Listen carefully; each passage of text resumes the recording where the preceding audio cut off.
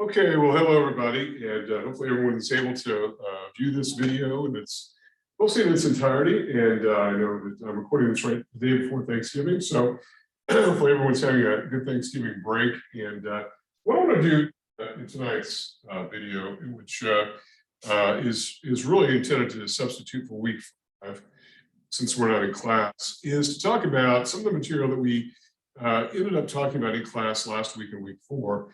We were talking about consumption and savings, and I want to sort of finish that up here, and then we'll get into some of the content from chapter 12. And chapter 12 really sort of starts to get us really into the heart of some of the economic modeling, macroeconomic modeling that we're going to be doing throughout the rest of the term. And I know, as I mentioned in class last time, the first exam is available through Wednesday, so hopefully everyone has had an opportunity to do that. And also, there's a quiz for this week as well, so you can hopefully take that as well as many times as you like prior to Sunday. Okay, so what I'm going to do is I'm going to sort of scroll over here and pick up from where we left off last time. We were talking about consumption and savings, and you might recall from that discussion that we had an upward sloping consumption function and we had an upward sloping savings function. And we said that if we take what's called the marginal propensity to consume and the marginal propensity to save, it's basically defined as the change in consumption divided by the change in disposable income. And what is it that we're trying to discover here? It's a little bit different. It's related to, but it's not quite the same as this other propensity we talked about, which was the average propensity. I think sort of bring that back up here just for your, what did I do with it here? Well, it's somewhere, here it is, average propensity, which basically takes the entire realm at all levels of disposable income at where it is currently. What is the average? Well, the problem with the averages is that there's nothing that's really average, and it doesn't really help us there's no average income that really helps us. There is an average income, but what does it really mean? It's kind of like an old professor of mine in graduate school said that if you have a nice pack on your head, your feet in boiling water, then on average you're comfortable. Well, the problem with averages is that they can get distorted by the extremes. Instead, what we're more interested in from a policy perspective, and that's really what we're getting at here, is macro policy. That is government policy to stabilize the economy. We're trying to get at what is the marginal propensity. That is, what is going to be the change if we do something like change disposable income, which is what that delta DI symbol means, the change in disposable income. Then what happens? In other words, how much of this will get spent, in other words, consumed, and how much of that will get saved? Because the entirety of that change is going to end up as 100% or 1.0. So if 80% gets consumed and 20% gets saved, then obviously they must equal each other. And if 90% gets consumed, spent, then it must mean the amount saved has to equal 10%. And these are important relationships. And by the way, they're also the slope of those functions, because what is the rise over the run of those? Those are linear, and the rise over the run is the slope. And so as a result, the MPC and the MPS are both the slopes of those functions respectively. And remember, we talked a bit about last time this idea of something we call savings.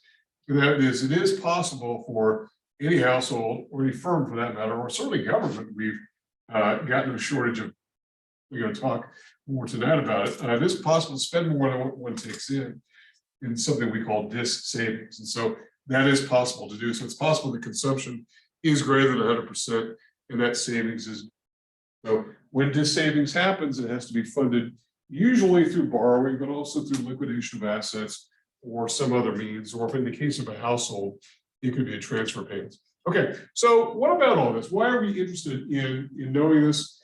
It's from a standpoint of trying to devise policy. And that is, let's say the economy is in a recession, okay? And unemployment spiking to, say, 8.5%. The government thinks, oh, well, crisis, we have to do something about it. And so let's cut taxes. Now, if you remember, if we go back to the income approach to GDP, that we worked our way down from gross domestic product through national income to personal income, which was defined as the portion of GDP that's earned by households. And then we took taxes out, income taxes, and we ended up at the bottom line as disposable income. And of that, we said the household can either spend or save its disposable income. And so the question is, what happens and how much are consumers going to do throughout the economy, not just what is a high-income household going to do, what's a low-income household going to do, but what is the entire household sector going to do, so that we can project what amount of tax cut or spending increase, whichever you prefer, because both of those are what we call fiscal stimulus. I think a lot of us have certainly heard the term stimulus a lot in the last 2 or 3 years. Those are means to get an economy out of a recession, to boost spending. And it's one way to do it is simply putting more money in people's hands, either through tax cuts or through spending. And increasingly, the government's gotten very aggressive with direct payments to households, those stimulus payments, really both the federal and, in our case, the state level as well. Okay, so what's going on here is the idea of something called the multiplier. This is an important concept in economics, and it comes up again and again and again. One reason why we need to know how much of that gets spent, how much gets consumed, is that this does not operate in a vacuum.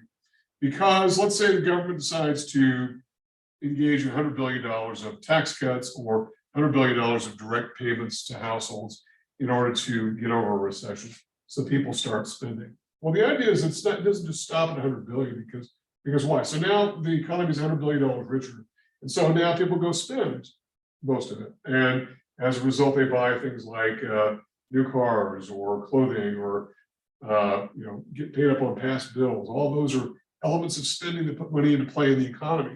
But it doesn't stop there, because the people who have sold those goods or received those payments now put that to work by paying workers, by buying more inventory, by bulking up on these things. And so as a result, the whole thing has a ripple effect. And that ripple effect is what we call the multiplier. And there are all kinds of multipliers everywhere in economics. And we're going to really in this class only focus on 2.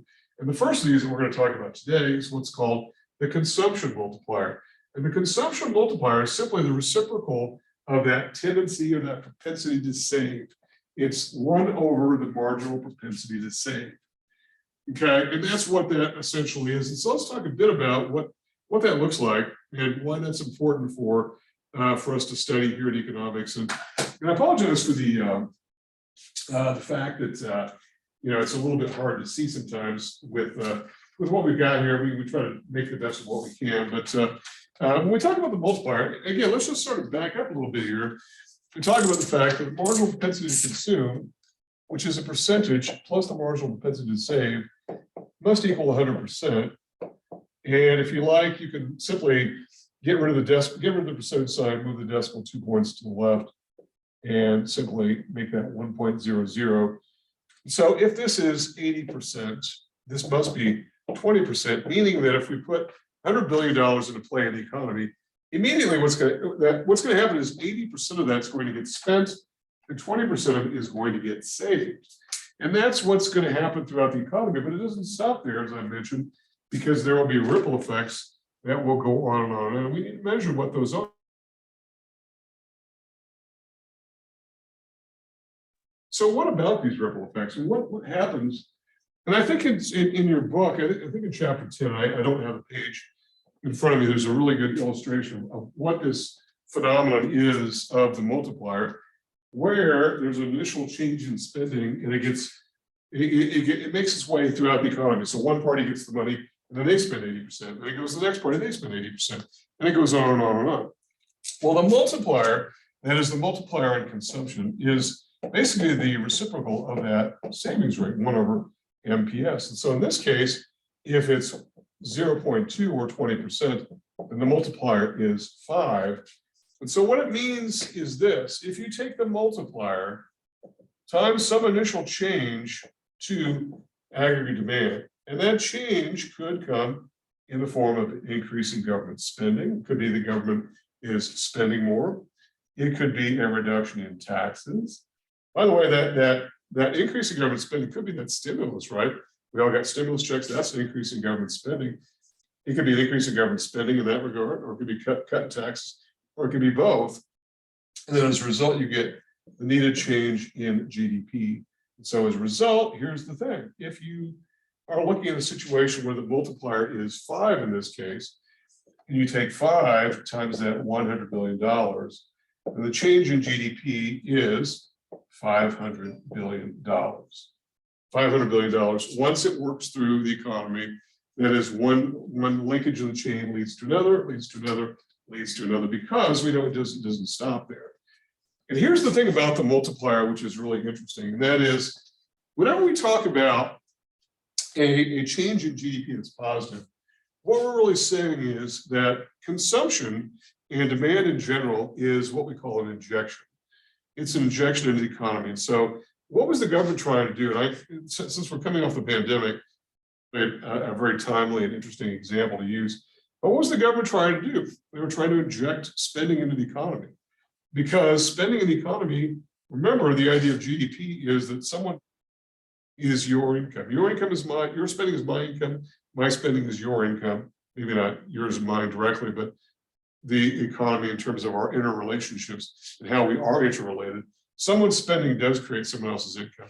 And that's why we have those two different approaches to GDP. Number one, the expenditures approach, which is the demand, who's doing the demanding, and then the income approach, which is who's doing the receiving for all the income that's being generated by the spending.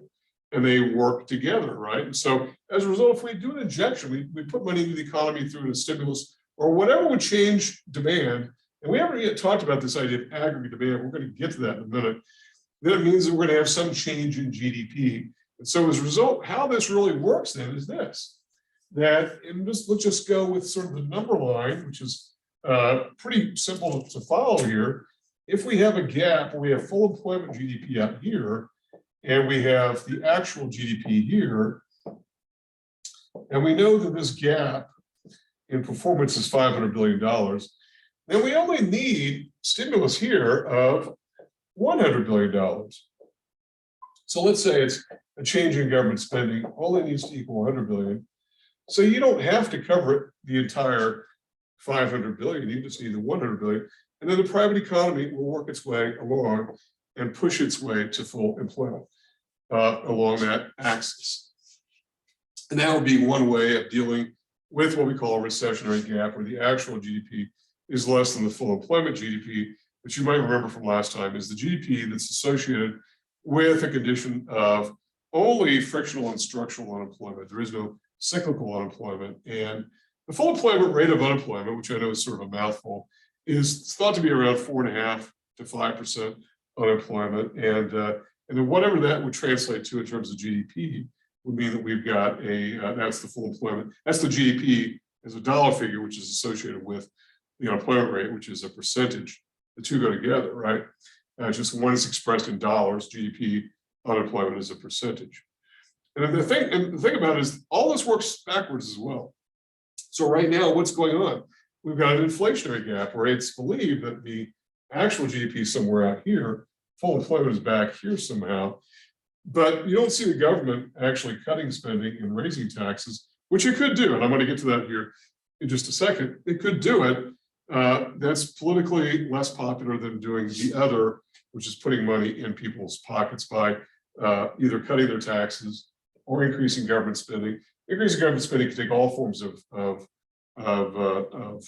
all kinds of different forms, like increasing unemployment benefits, increasing food assistance, increasing student aid, the debt forgiveness that the president initially for student loans, the president initially proposed, which is maybe in some trouble now. It looks like it's right now maybe in some trouble in the courts. All these are examples of stimulus, and they can also work backwards, but it's a little bit more difficult of a proposition to work backwards simply from a political standpoint. So the question is, well, who is doing that bit? And we'll talk about those guys. That's the Federal Reserve System and why the Federal Reserve is able to pull this sort of maneuver off. Okay, so that sort of does it for, although I wanted to get into in chapter 10, this multiplier effect. And just be aware that the multiplier is something that amplifies some initial change in the economy to make some bigger change once everything works through the system. That is, once everybody has begun spending it. Now, by the way, what happens if that multiplier goes up? And actually, let me sort of scroll back here a minute, because that's actually, I think I can probably come over here. That's probably just as easy. So what if we have a case in which here we had a multiplier of 5, but what if, and that was based upon an MPC of 0.8, which meant that the MPS was 0.2, which meant the multiplier, which is 1 over the MPS, is 1 divided by 0.2 is 5, right? By the way, if MPC plus MPS equals 1, and the multiplier is equal to 1 over the MPS, then it's the same thing as 1 over 1 minus the MPC.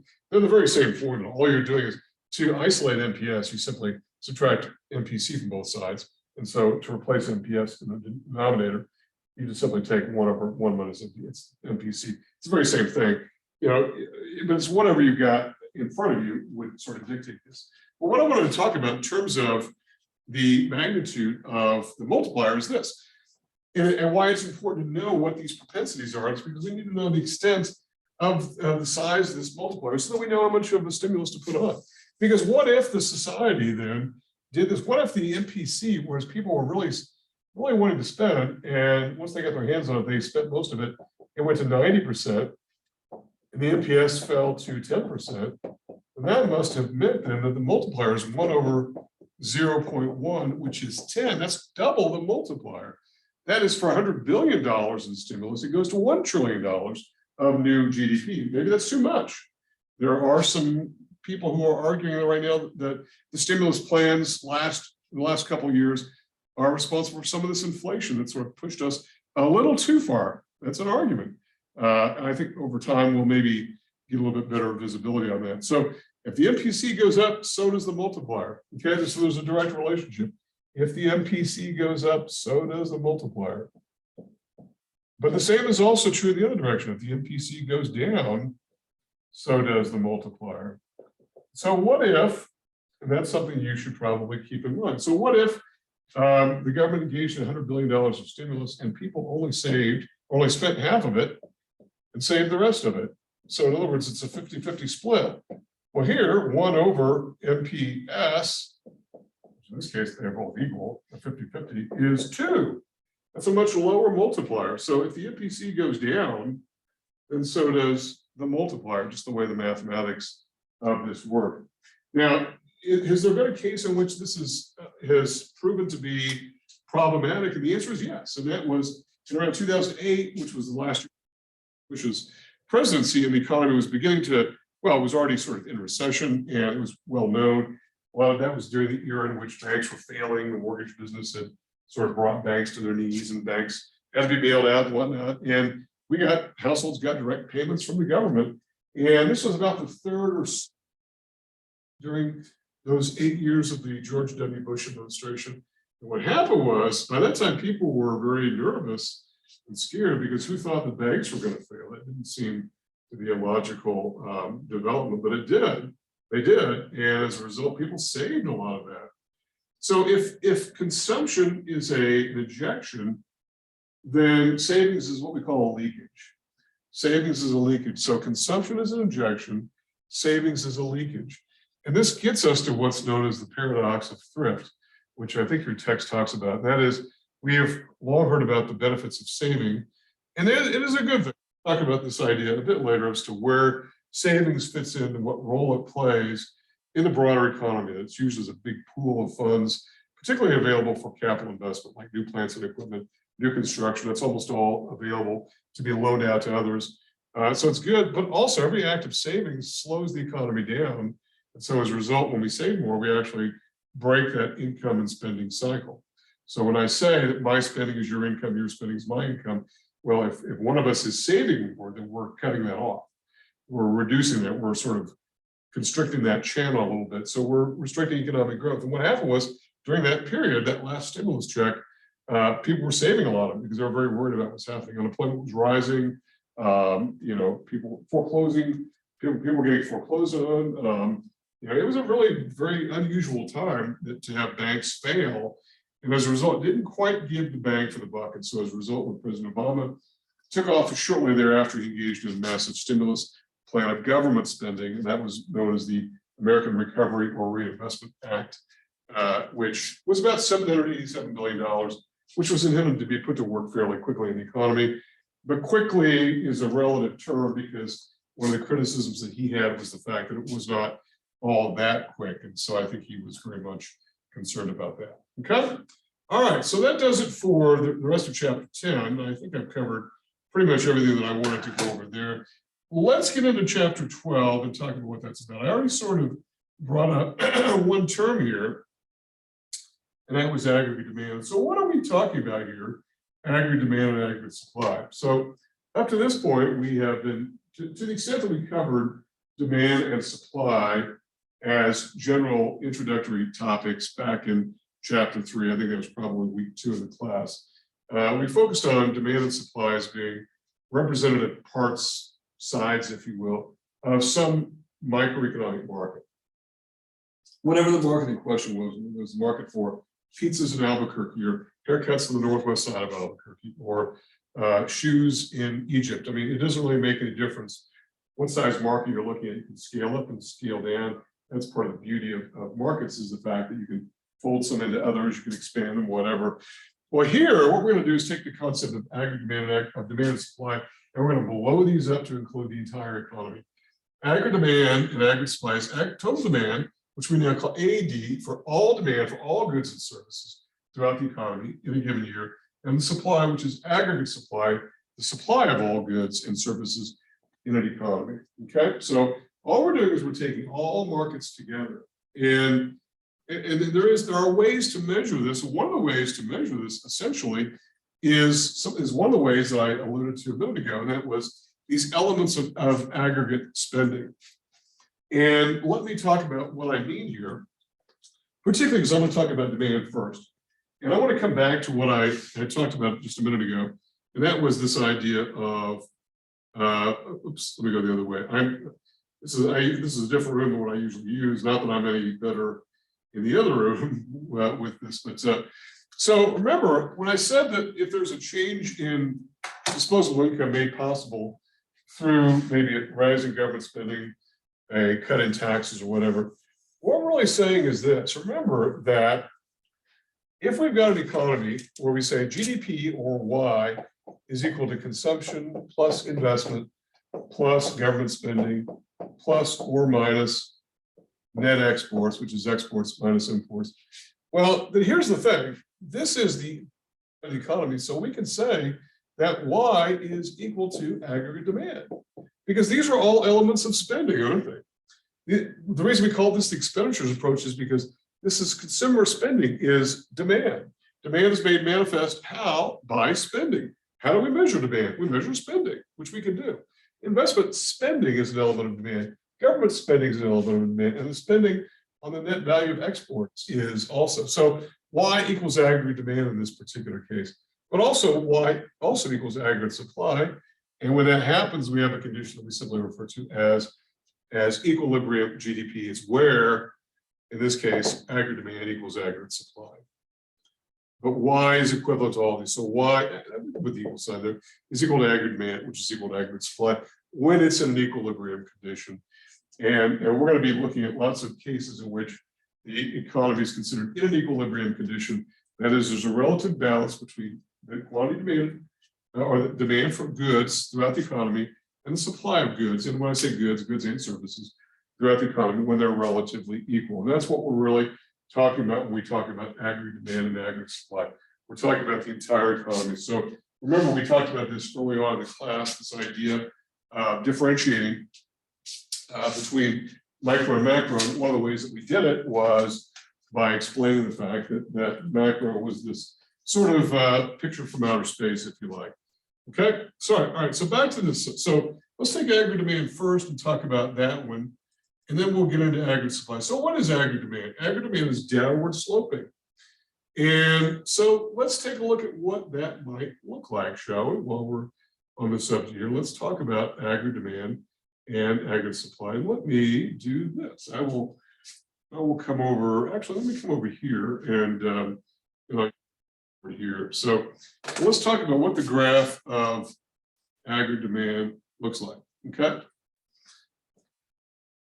So remember when we talked back in chapter 3 that we had what? We had when we graphed, these graphs that we used that we described as what we call the basic market model, which I think how we described it, where we had a PQ plane, right? We had P on the vertical axis. So this cap is hard to get off. So we had this basically first quadrant graph. We had P on this axis, demand quantity on this axis. And we had a downward sloping demand curve, looked like that. And we had an upward sloping supply curve that looked like that. Okay. All right, that should be somewhat familiar to you. And you can go back in chapter 3 and look this over if you like. But this was, and we call this the basic market model. And this could be it's a microeconomic model. And we could say that this is the market for whatever particular good. It doesn't really make any difference, the demand for, concert tickets at Journal Pavilion. It doesn't make any difference. Well, here we're going to sort of blow this up a little bit because now we're not talking about the price of a good. Instead, when we're talking about this model of macroeconomics, we're talking about P now in the macro model as meaning the price level. The price level. The price level is based upon some price index, like what we talked about last time, whether it was the consumer price index, the producer price index, where these values are set at 100 to represent goods that are in that particular collection or what's known as a market basket of goods. And then they are tracked year after year after year to relate them back to that base year so that we know how much the prices of those goods have changed. And we can construct price indexes all across the economy at both the microeconomic level and macro. Obviously, in this class, we're interested in the macro. So the P here is not the price of an individual good, not the price of sweaters, but the price of everything throughout the economy. And Q, we're going to replace this, the quantity of goods here, we're simply going to replace this with GDP. So now we simply refer to this as the PY plane, which is the basic macro model. Because the basic market model we first talked about back in week 2 in chapter 3 related to this idea of individual markets, some individual slice of the economy. So GDP here is GDP, and we tend to refer to this as real GDP, unless we say otherwise. That is, it could be nominal, that is, real is inflation adjusted, nominal is unadjusted for inflation. So what about the actions on the field here? Well, here we need to redefine. Demand is downward sloping, as we know that, but here aggregate demand is also downward sloping. Now, the question is, why is that the case? And it is tempting, I think, to say, well, of course it's downward sloping. It's a demand curve. What direction would you expect a demand curve to be but downward sloping? Okay, that's not wrong, but it's also not complete. And so let's give a more complete explanation for why aggregate demand is downward sloping in this PY plane, which is not the same thing. We've got GDP now on this horizontal axis, which we've seen before because we have worked with now this sort of number line. And again, I want everybody to think right, left when we think about the movements within this this particular plane here. Okay, it's going to be a lot easier than to think about increases, decreases. At least when we talk about shifts. So it's really 3 main things, and they're all sort of tied in with each other. They all sort of interrelate. They're kind of like a Venn diagram where they all sort of intersect, and they're all sort of explaining really the same thing, which is price level changes, but there are different manifestations of it. They're different characters. The first of these is called the real balances effect. And the real balance is the real balances of what? It's the real balances of money. And that is, where does our purchasing power go? And that is basically this, okay? So if we're talking about this idea of prices rising throughout the economy, which is a very constant theme at the moment, isn't it? And I think we've all, well, maybe not all of us, but a lot of us have heard, what is the cost of Thanksgiving dinner this year versus last year? And are we spending as much? If the price level is going up, we tend to demand less of the output of the economy because it's simply less affordable. Our dollars go less far. So when we talk about real balances, we're talking about inflation adjusted balances.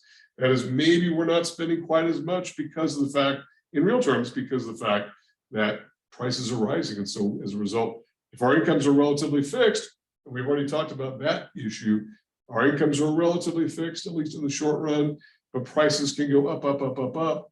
And that's a disadvantage for wage earners, no question about it. And we might demand less. And as the price level falls, for whatever reason, we'll demand more because of the opposite condition. So real balances effect really relates to the real balances of money. And by the way, one of the things that we should talk about with regard to real balances and the spending power of money generally is something that I know, and I may have mentioned this before, I don't recall, but I know that, we hear, particularly a lot of retirees, talk about the fact that they're on a fixed income, and as a result, I'm on a fixed income, and so I can't do this or that or whatever. The reality is, a lot of people are on fixed incomes. A lot of people anybody who's on a salary is on it by definition of fixed income, at least in the short run. There are people whose income is strictly variable. I had a job, a couple of occasions, which my income was strictly commission based. It was variable compensation. The more productive I was, the higher amount I got paid. The less productive I was, the less I was paid. There are those people, commission salespeople, commission only, a lot of wait staff, people who survive on tips and whatnot. And so I realized that there are a lot of people who are compensated variably, particularly in sales-related occupations or strictly service occupations. But a lot of people are on a relatively fixed income. Even people who get a minimum, just an hourly wage. They mostly work more or less the same hours. Yeah, there's overtime opportunities, and so it's not fixed in absolute terms, but it's more or less fixed. And so as prices are rising, they find their purchasing power to go down, so they demand less of the economy's output. And if prices level were to fall, then they would be the opposite. They would have more to be able to buy of the nation's output. Okay. All right. So that explains the first of these, which is called the real balances effect. The second is known as the interest rate effect. The interest rate effect, and I can get both of these on the same screen. What about that? The interest rate effect is similar, but here's the thing. When we talked about the interest rate, what did we say the interest rate was? We defined the interest rate a couple of weeks ago as the rental cost of money expressed as an annual percentage. Okay. And again, every interest rate that you'll see, if it's a legit interest rate, not some loan shark's rate, is based on an annualized percentage rate. Okay.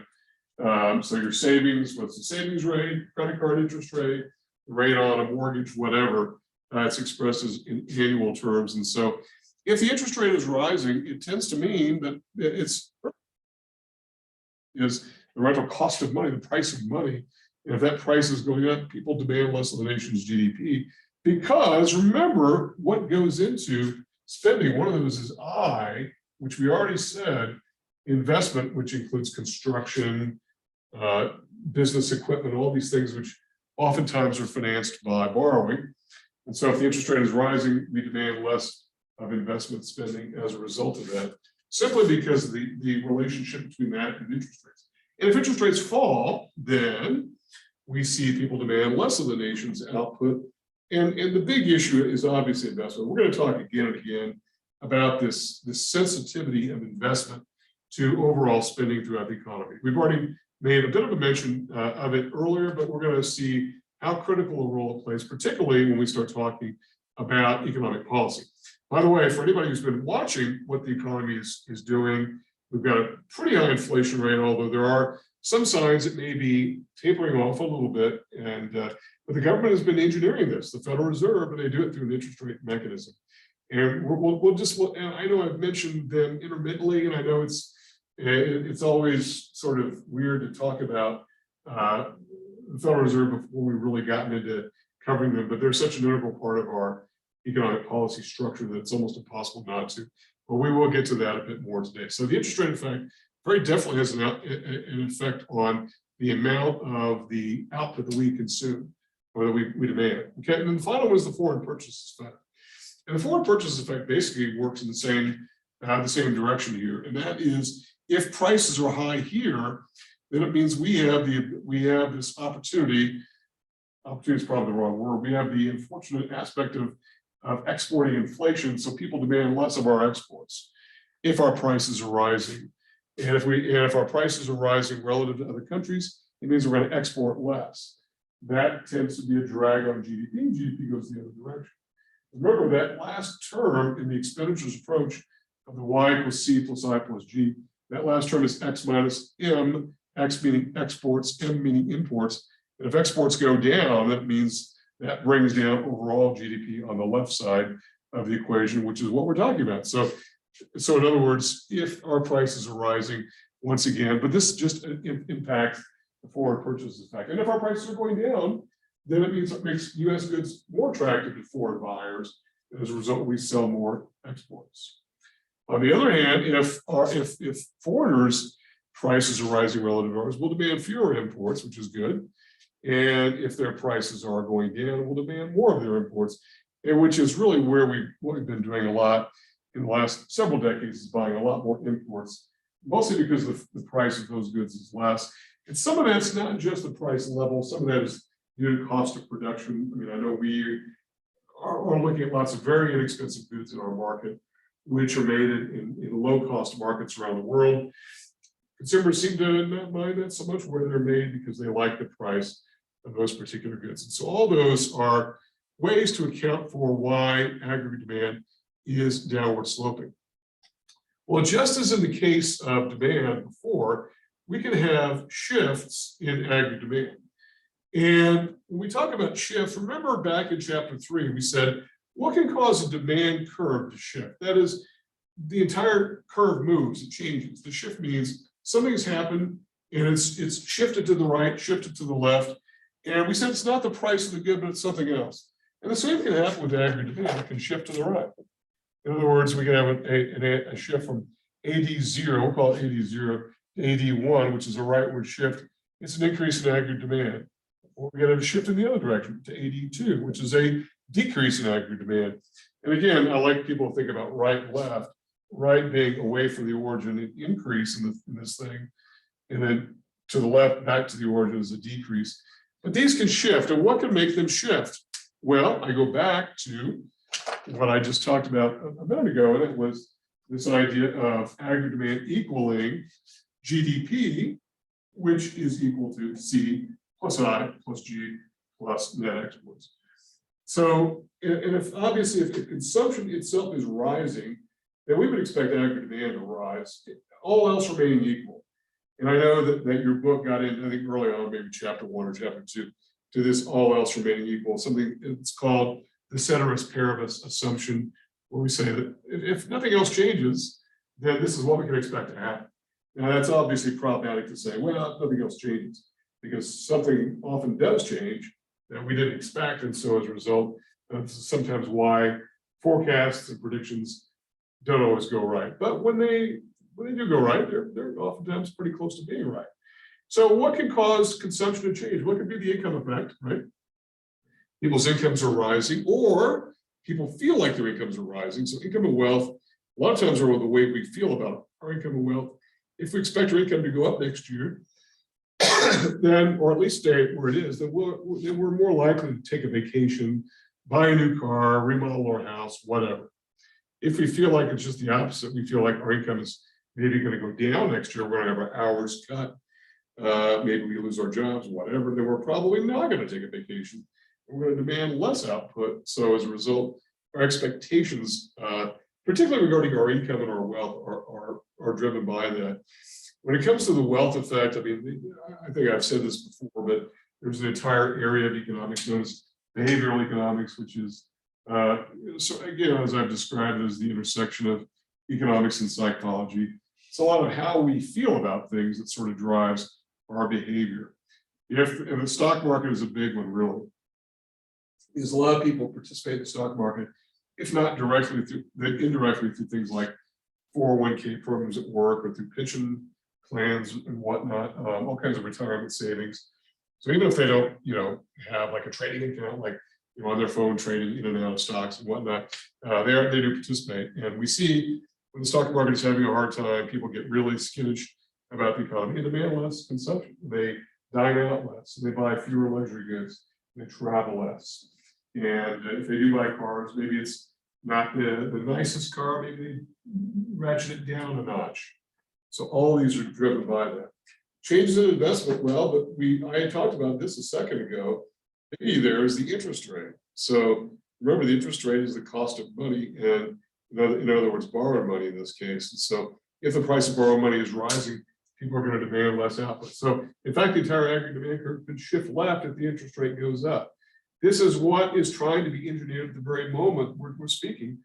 The Federal Reserve has been raising interest rates dramatically this year, just the last 6-7 months. And as a result, is really trying to slam the door on these parts of the economy, parts of spending, which are very interest sensitive, which mostly fall under the category of I, that is inventories, new construction, plant equipment, anything regarding real estate really is very much influenced by that. But also remember, there is a part of consumption too that's also interest rate sensitive. That's durable goods like cars and boats, motorcycles, things which tend to be financed by borrowing, and we're seeing borrowing rates rise. Well, that's going to impact the demand for those goods. And so changes in I, which are business spending on these kind of goods, are very much influenced by that, as well as business confidence. And that's sort of the analogy. It's sort of analogous to the expectations part in consumption, is how businesses feel, what they think is happening, and and their feeling about the economy sometimes may be different than how consumers feel, because sometimes some businesses operate in different environments. Some businesses do better during the economy's bad times than during the economy's good times. So you have to sort of keep that in mind, that not all businesses think the same way, and not everybody experiences economic outcomes the same way. So those are two of them. Changes in G, so C plus I plus G plus net exports. Changes in government spending. Well, what could cause that? Well, I don't even have any descriptors here, because it could be all kinds of things. Government can spend money on all kinds of things, and sometimes for reasons that may or may not have anything to do with trying to stabilize the economy overall. It just is the case that the government's got to spend. Things like emergency spending on, well, things like pandemics, right? That's something that's fairly new, the public health crisis, or a national emergency like a military situation, a war, for instance. These are not related necessarily to economics, but they are measured by the economic effect. So changes in government spending, for up or down, are impacted by all kinds of things that may or may not have to do with the economy generally. And then net export changes. One of these, and I wish we had more time really to get into the international piece of this. Unfortunately, in 7 weeks, there are some things that we have to cut out, and this was one of them. And that was the international piece, where we talked particularly about what does it mean when a country's currency is either rising or falling against some other currency. So like, and I know that, and the terms are misleading, because it sort of leads us to believe maybe some incorrect information. If we hear the dollar is strong, for instance, and the dollar has been pretty strong relative to other currencies, that is, it costs more of their currency, whether it's euros or Chinese yuan, whatever, Japanese yen. People are paying more for the US dollar, mostly because our interest rates are rising faster than the rest of the world. And so people want to chase those higher rates, but have got to convert them to dollars first in order to buy bonds and stocks and whatnot, mostly bonds, because bonds are starting to yield a respectable rate of return for the first time in a while, but they got to get dollars first. Well, dollars themselves become a commodity. And so as a result, the dollar goes up in value. Now it's come down a little bit in the last few days, a couple of weeks, whatnot, but it's been fairly strong. That sounds like a good thing, but here's the problem. When our currency is strong, it makes our goods more expensive overseas. It means that somebody in Japan is going to pay more yen for the same dollar good, even though our goods haven't changed in price at all. It's just that it costs them more because it takes more of their yen to buy dollars. Because somewhere along the line, even though they may pay in yen, somewhere the conversion's got to be made. So as a result, it's going to cost them more in yen, just simply because the dollar-denominated goods cost more because of a strong currency.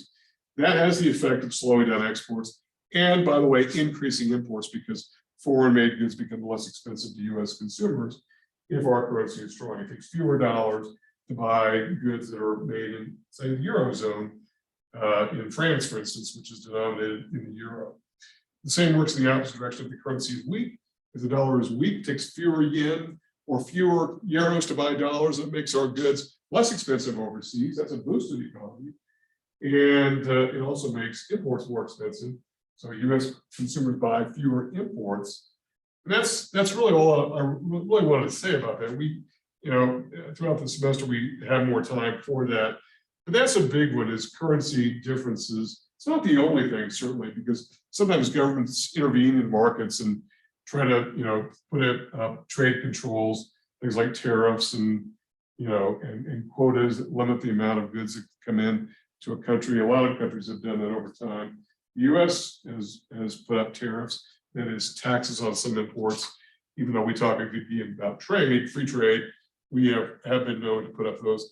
But there are other things beyond the currency issue, but those are the big ones. And so all those can shift aggregate demand in one way or the other. Okay. All righty. Well, let's move on to aggregate supply. And since we're operating in a vacuum here, nobody can ask me questions. You'll have to maybe just email me your questions or call me or see me next week, whichever in week 6, whichever you prefer. Let's go back to so we've got aggregate demand is downward sloping like that. And before we had upward sloping in the PQ plane, the supply curve, which we're going to say it's called the aggregate supply curve, or AS, also upward sloping. And again, the question is, well, why is it upward sloping? And the answer that is tempting to reply is, well, what direction would it be? Because it's the only direction it could be. It's a supply curve, isn't it? Well, that's true.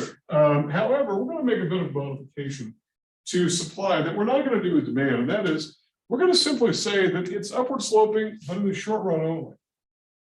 So we're going to put an SR subscript next to the AS label on that curve and say that it's only upward sloping in the short run. That in the long run, it tends to be vertical. And we're going to talk about why that is, but not tonight. We'll get to that. I think next week we'll have the chance to get to that, and we'll work through some permutations as to why that would happen. How we get from an upward sloping supply curve in the short run to a vertical, completely vertical curve in the long run. For right now, let's just assume that it exists. But let's talk about this idea of why it's upward sloping. Well, first of all, this is fairly easy for us to sort of get our arms around. If the price level is going up, then firms are going to do what? They're going to dial up prices, right? Or dial up output, because they're going to chase those high prices. And why wouldn't they? If the price level, because remember, sellers want what? They want higher prices, right? What seller doesn't want higher prices? And so as a result, if prices are going up, they'll supply more output. And by supplying more output, it raises GDP in the short run. If the price level falls, they'll dial down their output because it's less profitable for them to do that. Now, they'll do it particularly if, and let's just take the rise of the price level, they'll do it particularly if their cost of production are fixed in the short run. And by the way, the short run is an ill-defined period of time. I can't really give you a time frame. The best definition I give you is extremely squishy, and that is it's sometime shorter than the long run, which is not very good, I realize. So could we do better? Yeah, probably. And we'll try to do a little bit better, particularly when we work through the transition of short run to long run and how that happens. But in the short run, let's think about if prices are rising throughout the economy. What does that mean? Particularly if you're a producer of goods and you want to take advantage of those higher prices. And by the way, we talked last week in class about the fact that there seems to be some evidence for the fact that this inflationary condition we're having right now is maybe not such bad news to a lot of sellers, because we have seen some margin expansion, margin being the price of the good divided by the cost per unit of that good. If you've taken microeconomics, it's simply the average cost of production, that's the unit cost. And then if the difference between that and the price it sells for is the margin. If those margins are getting wider, it must mean that they're chasing higher prices or lower costs. And we don't think it's lower costs. We think it's higher prices. It's not cost of production, particularly since what is a big cost of production? Wages. And wages are not really catching up with inflation, and they almost never do. And remember, we said one of the problems with inflation is if you get a wage increase at all, and some people don't, if you get a wage increase at all, it's usually after the fact. You've had to pay for that inflation yourself up front. So you're only getting sort of reimbursed if you do get a raise. So it's not immediate. Remember, you can't go to your employer every month with CPI numbers come out and say, hey, they went up by 0.4% last month. I need an increase. What if everybody did that? It would be a completely unworkable situation. I don't know of any employer who actually operates that way. I mean, if somebody could dig out an example somewhere, I would love to see it, because I would love to see how they do it. Maybe it's a trend, but right now, no, it's nothing of a trend. It's just not possible really for that to happen. So if the output prices, the price of the good that are selling, are rising faster than the input costs, notably wages, then why not do it? Dial up your output of goods. because those wages are what we call sticky wages. And if you've read chapter 6, and I mentioned this in class last time, there's a lot of discussion in chapter 6 about what's called sticky wages and prices. And by sticky, it's a term that a British economist came up with decades ago to say that these prices get gummed up. They don't move flexibly. They kind of get jammed up or gummed up. They're sticky. They don't move quickly. And your wages are sticky. If you get paid a salary of $50,000 and prices are going up by 10%, it's just not possible to say I need $5,000 very quickly because inflation is rising. Have you seen the rise in prices? You might get an increase the next year, you might not. But what is happening is if your employer or any seller is able to take advantage of that, those higher prices, they'll do so. And again, I have said in the class, there does seem to be some evidence from financial reporting of big companies that they are really taking advantage of this rise in prices. They don't mind it so much because they're getting a boost to their margins, and we're seeing some of these increase. Not all of them, certainly. I mean, there are industries where prices are always up and down, like anything energy connected and food connected. That's why food and energy are the most volatile parts of the economy in terms of price. But there have been a lot of instances in which margins are rising, and it's the price that's rising faster than the cost of production. So that's why it's upward sloping. It's this idea of sticky input costs. And by the way, same with suppliers. Sometimes they can't raise their prices to firms either, particularly if they're locked into a contract when they have to deliver X amount of output per month at an agreed upon price. Like fixed contracts, like leases, like if you're leasing a copy or whatnot, that becomes sticky. It's not going to go up with inflation, it's going to be stuck. So as a result, if you can chase higher prices while your input costs are fixed, why not do it? And the opposite is the case if prices are falling and your input costs are still once again fixed, you're going to dial down your output because it's less profitable to do so. And then in the long run, we're going to say that the long run aggregate supply curve is vertical. It looks something like this, and where the aggregate supply curve looks like that. And it looks like that at a condition in which we call equilibrium GDP, okay, or Y star would be how we pronounce it, even though it's an asterisk. The pronunciation of these variables in equilibrium is pronounced Y star or P star or whatever. And by the way, there's an equilibrium price level, so that we simply pronounce as P star, and that's equilibrium price level. That's when there is no major fluctuation in the price level or GDP in the very short run, whatever that period of time is. Even though we don't have a very good definition of what that time frame is, I think it's safe to say that it is months and not years. I think that's probably a better way to look at it, maybe quarters, but certainly not years. The short run does not take place over several years. It could take place very quickly, even though we could get stuck in fairly constant prices for a while. By the way, since the beginning of the 2000s and maybe even further back, we've seen price levels be relatively stable for a pretty long time. We talked a bit about that last time. Some of the issues behind that, maybe the discount retail effect, being something of an example of that. All those kinds of issues may have an impact. Looks like in the case of demand, we can have shifts to the right, to the left in aggregate supply. So if we say this is the zero condition, we can have a rightward shift, ASSR1, that's an increase in aggregate supply, or a decrease in aggregate supply goes this way. And again, think right and left, because if you think a left is a decrease, but look what's happening here. If you think up and down, you're going to think this is an increase, whereas this is a decrease. It just means that there's a restriction in supply. We have higher prices. And by the way, that's sort of what we talked about last time when we said that there are two kinds of inflation, and our most recent bout with inflation probably started with what we call a cost push, where there's a real restriction in supply. And so as a result, if aggregate demand didn't get changed or got supported through stimulus like it did, or some people were not really that affected. I mean, I know that we didn't really get affected that much here. We did a lot of work from home on the internet and whatnot, but we were largely unaffected. So if demand is unaffected, but the supply is restricted, then the prices go up. And I did agree that probably now the demand is rising because the economy is doing so great. Some of the inflation has now transitioned from what was initially a supply shock to now a long-term demand issue that's got to be brought down through interest rates, which is what's happening, and it's only now beginning to take effect. And I do believe, and I think it is a widely held belief in the econ profession, that we're probably looking at a recession sometime next year. Everybody looks forward to recessions, but we've got a long way to go to get inflation under control, and it's going to mean a lot more increases in interest rates, I think. I just think there's no way to really avoid that. Okay. All right. So those are shifts in all those kinds of things. And so let's talk about this idea of changes in the aggregate price level. I didn't realize I could put these side by side here. I hope this is a easy to view kind of thing. It's not too small on your screen.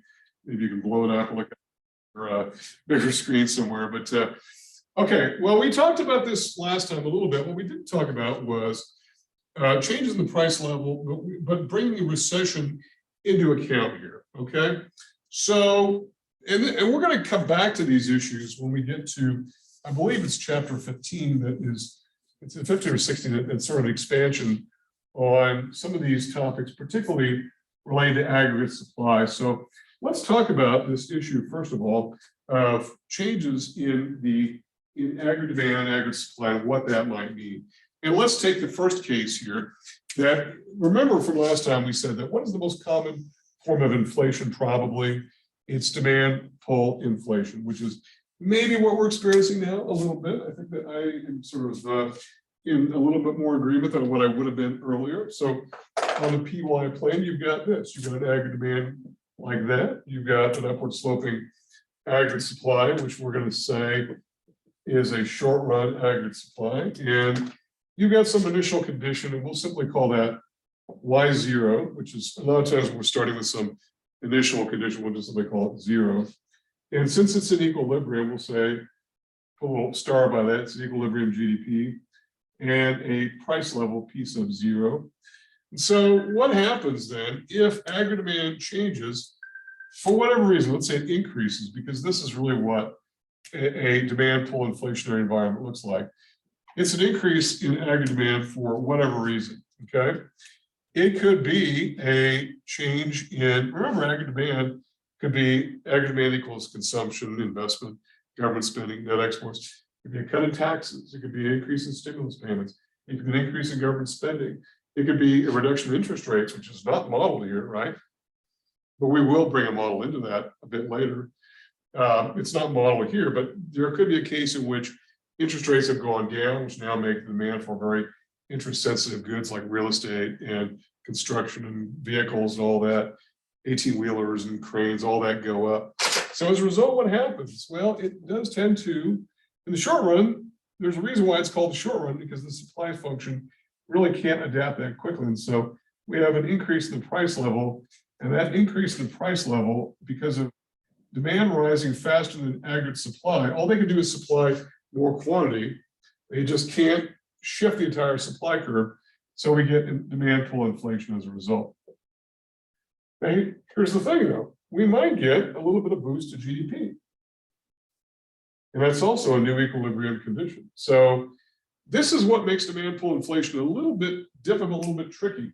Now you might have seen, and I posted a link to what I think is a very good video from the economist Milton Friedman.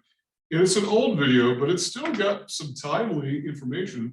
Even though it was based in the 1970s, and the example that he used was Britain in the 1960s, where the inflation was just getting going and the party was just underway and things were going great, right? Of course, you had the beginning of rock and roll and all that, which has, I guess, not much to do with that, but he was trying to say the party is getting started. And so it looks really great at first, that you've got a boost to aggregate demand for whatever particular reason. Now, he attributes a lot of the inflation that the Western economies had in the 60s and the 70s to increase in government spending, that this aggregate demand increase was the G portion of C plus I plus G plus X of N. The government was spending more than the supply side could catch up to. As a result, prices were going up. But it gave a bit of a first, it looked like it was fine. But the problem is that you've got persistent inflation, and yeah, you've got an increase in output, but in real terms, you've not really gained any ground.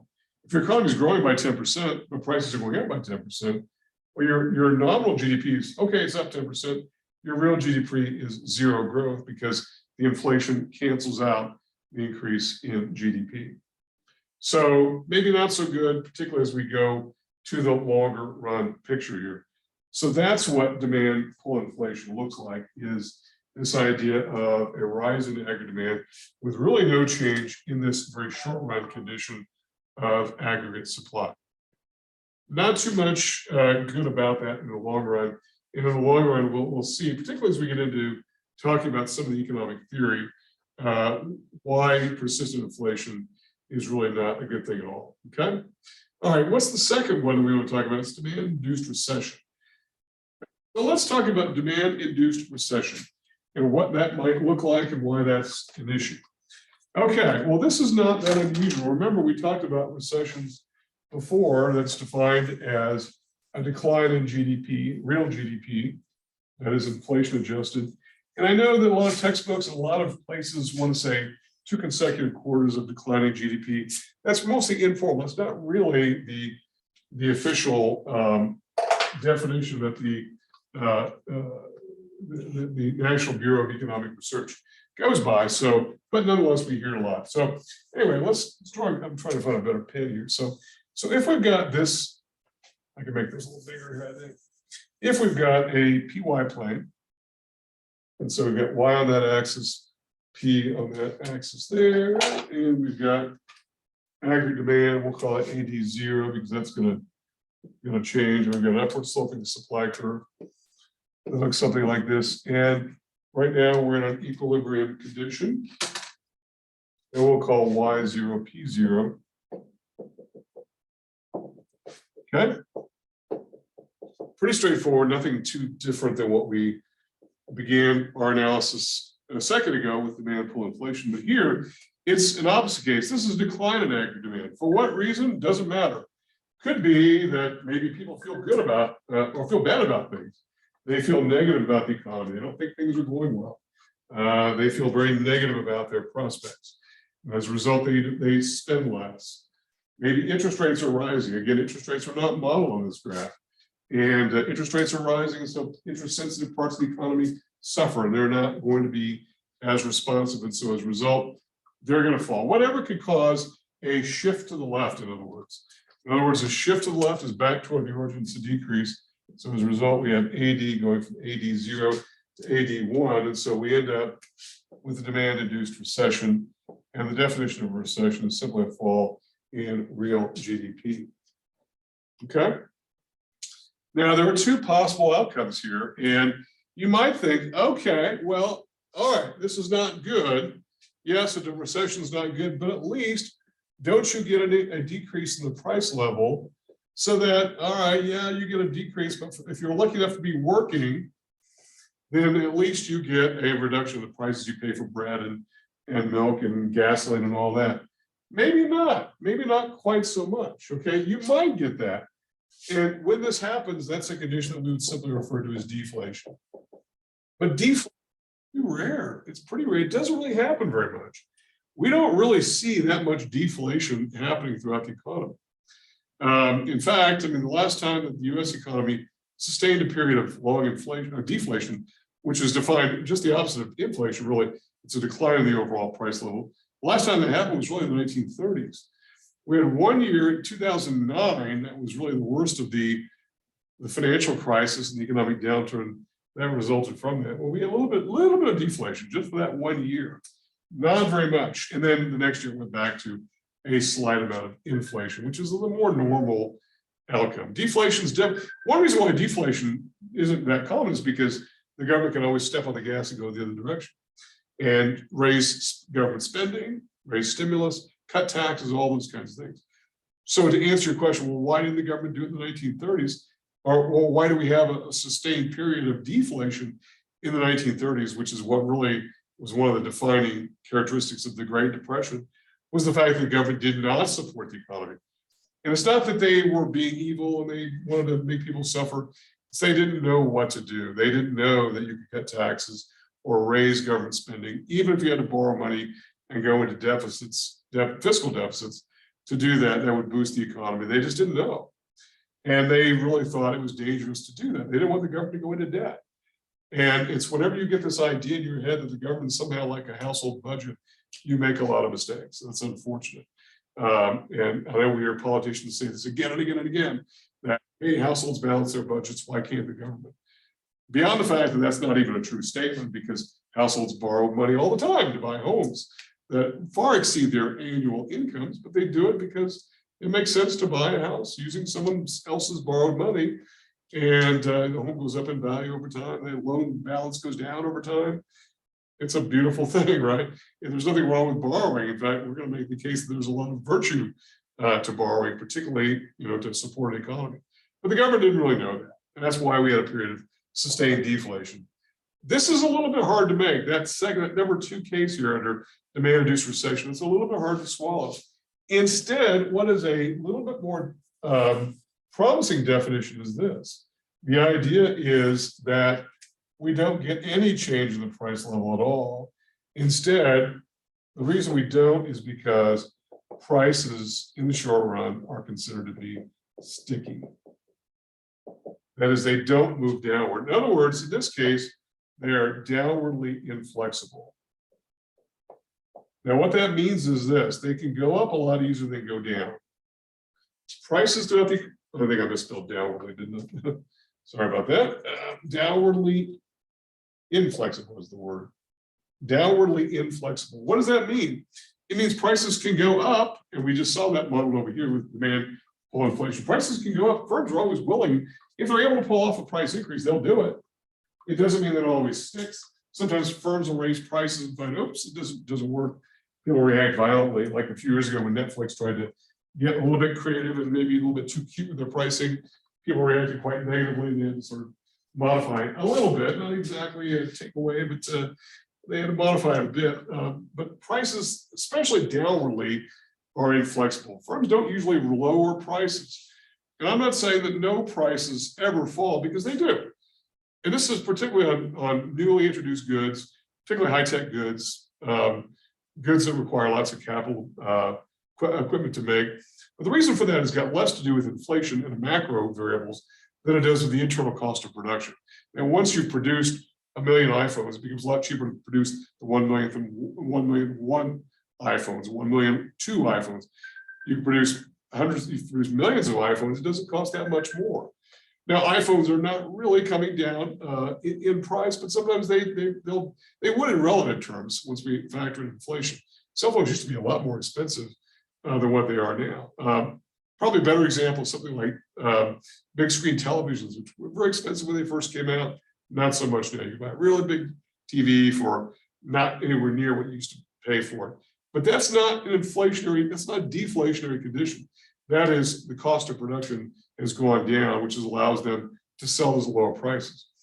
Because we don't really see a lot of deflation. Instead, we're seeing sticky prices, particularly downwardly inflexible. And sometimes we simply refer to that as the ratchet effect. And if you've ever worked with a ratchet, basically it's a tool that turns in one direction but doesn't turn in the other, right? It's locked out. In this case, the prices can go up, but they can't fall. They're downwardly inflexible. And so as a result, this is really the worst of both worlds. We get a recession, but we don't get any break from lower prices. And the reason we don't get a lower rate for lower prices is because firms are reluctant to lower prices. But here's the thing too, are workers reluctant to take wage cuts? And they are. And we're going to talk about this a bit more when we get into getting into the economic theory piece, which is coming up soon, where it's alleged that a lot of workers don't like wage cuts at all. In fact, if they had to, they'll say somebody else at my location, my employer, should lose their job rather than all of us take a wage cut. There is that particular sort of mercenary behavior that's been observed in employer-employee relationships. Okay, more on that later. So that's one issue. Or the second issue is cost push inflation. And let's just simply come over here and and let's model what a cost push inflation would look like. So we've got demand pull inflation, and I'll swivel back here once again so you can see. And that's simply demand rising and aggregate supply is not rising, okay? Well, then what does it look like with regard to a cost push inflation?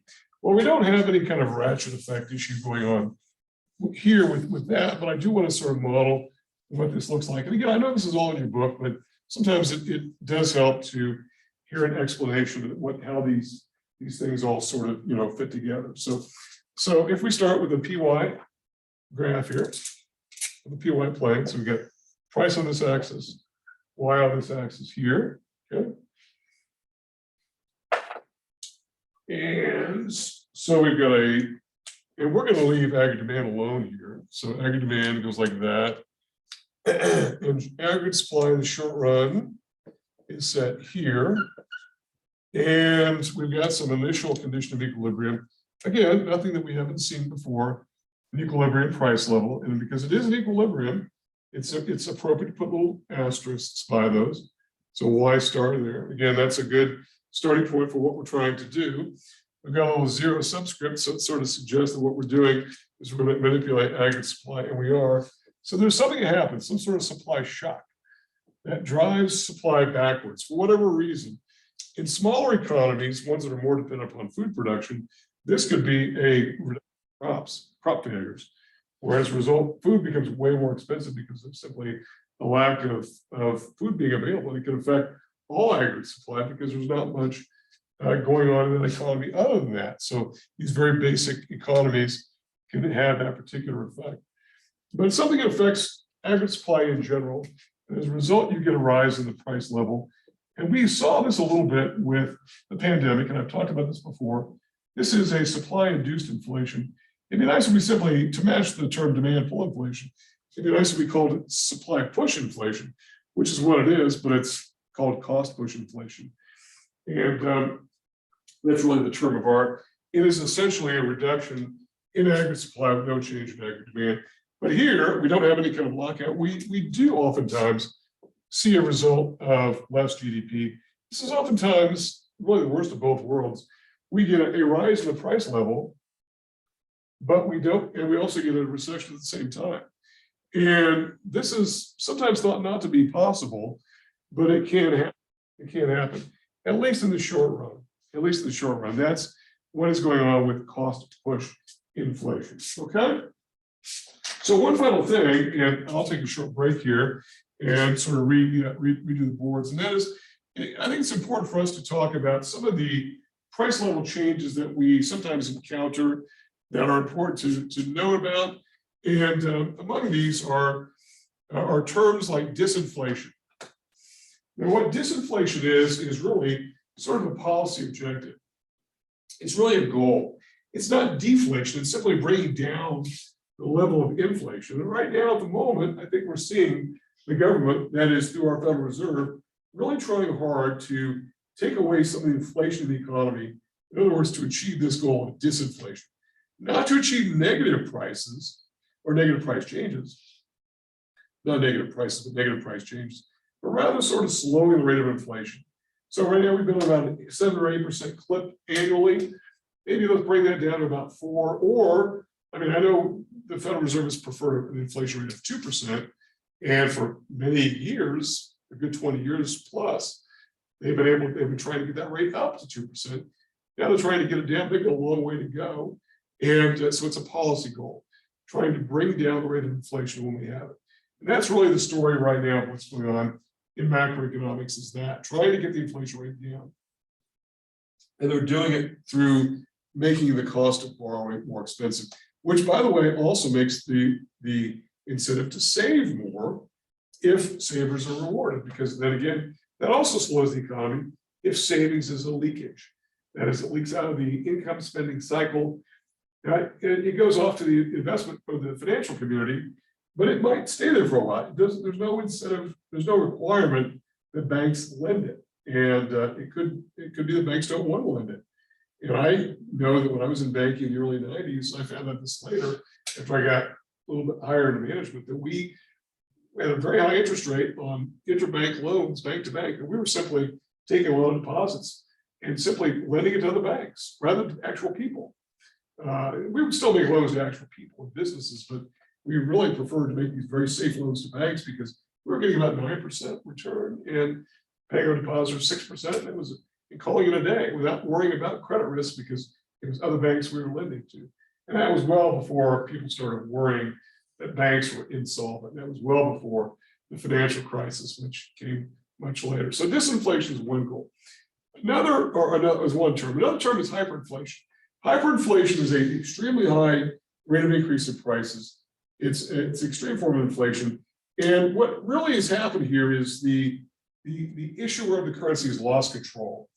The currency has gotten out of control. There's too much money sloshing around, and as a result, the price level is in thousands of percent per year. We saw this with Colombia a few years ago. We saw it with Argentina a few years ago. The classic case that is often referred to is that of Germany in the 1920s, where Germany inflated its supply of money in order to be able to pay back the victorious nations of World War I. They got massive inflation, and literally people were given two lunch breaks, one to go get lunch and the other to go buy goods for tomorrow before they went up in price.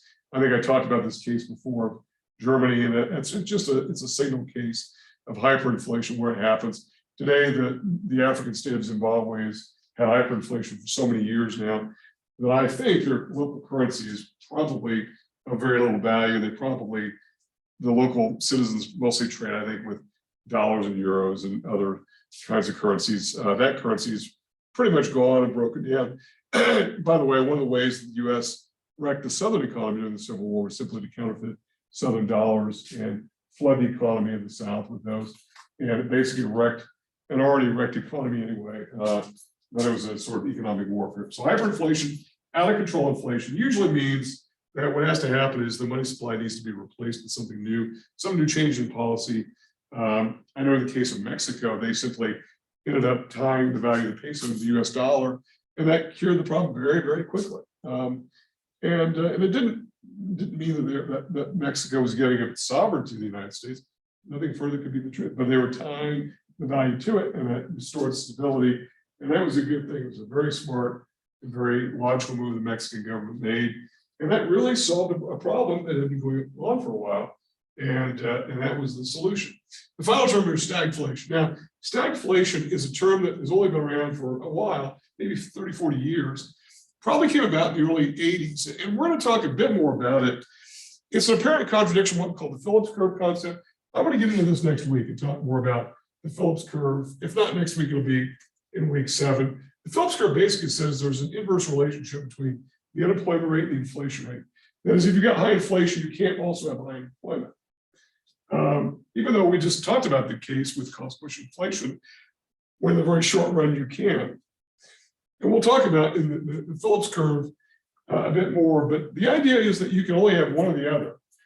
And then it's sort of a whack-a-mole game from a policy perspective. If you have high inflation, you slam the brakes on the economy. In other words, you hit that wall with a hammer. So you bring inflation down, but when you do that, you slow the economy down and you raise unemployment. So when unemployment becomes a problem, you whack that wall and you speed the economy up, then you get inflation. So when employment goes down, inflation goes up. Sort of a teeter-totter effect. So stagflation is the worst of both worlds. It's high inflation, high unemployment at the same time. People didn't think that was possible in the early 80s. And it was such a big problem that the term had to be created, that is a stagnant economy and inflationary conditions. So as a result, you really got a negative consequence as a result of that. So those are some terms there. So I'm going to wrap up in with chapter 12 right there. And when we move on to the next segment, we'll talk about chapter 13 and probably get into a little bit of discussion of chapter 14. And I'm probably going to bring in some of the content, even though chapter 15 I don't believe is assigned. I'm going to sort of bring some of that into it just a little bit, not very much, just in order to sort of demonstrate what some of this money expansion is all about. Okay, so we're going to stop for there for now, and we will pick it back up here in a second. Okay, so I've had a chance to reset the board and the PowerPoint slides, and by the way, these PowerPoint slides that you're seeing here, they'll be posted in the course site here, hopefully later tonight. So hopefully by the time that you're looking at these, you already will have access to these. So I want to talk about Chapter 13. Chapter 13 deals with fiscal policy and also national debt issues and everything regarding fiscal and budget issues. Remember when we talked about what the term fiscal means, it really means a budget. And remember, if we talked before about the fact that macro policy is really the whole purpose of why we're studying econ in the first place, right? Or macroeconomics. It's like because why study it if we can't do something about it? So, and when we do something about it, it really involves the government. At a macro level, it's really the only actor that can deal with economic problems that happen throughout the entire economy. And there are two main means by which the government deals with economic problems. And it's fiscal policy. That's the first one. Remember, that's by elected officials. That's Congress and the president. And the other is monetary policy, which is by unelected officials through the Federal Reserve. So again, and the fact that these are elected officials is significant, I think, because it is sort of an article of faith, I think, among people who, follow economics that, policymakers are always, tripping over themselves to do things which are popular, like cut taxes and give rebates on taxes and things like that. But going the other direction is not so popular. So when it comes to stabilization policy, that is the idea of trying to fine-tune the economy. Fiscal policy is thought to be, a little bit good when it comes to maybe expanding, but maybe not so much when it comes to contracting. Slowing things down is not maybe the strong suit. And we will talk more about that. And that's also going to sort of weave its way into this discussions coming up in a couple of weeks, where we talk about economic theory, where we sort of tie all this together. And we get into some of the major macroeconomic disagreements that have arisen over the years. And a lot of it has to do with government, frankly, and the role of government. And is government the right tool to use? Can government go too far? And remember, in that video that I posted from Milton Friedman, he talked about the idea that sometimes government may go too far, and that his concern, particularly with an inflationary condition, was that government is really good at expanding, but not so good at contracting. And that furthermore, once you get government agencies set up in Washington, you can't make them go away. It's, they have lives of their own, employees and budgets and offices throughout the country. And it's really hard to take away a government agency once it exists, and government programs in general.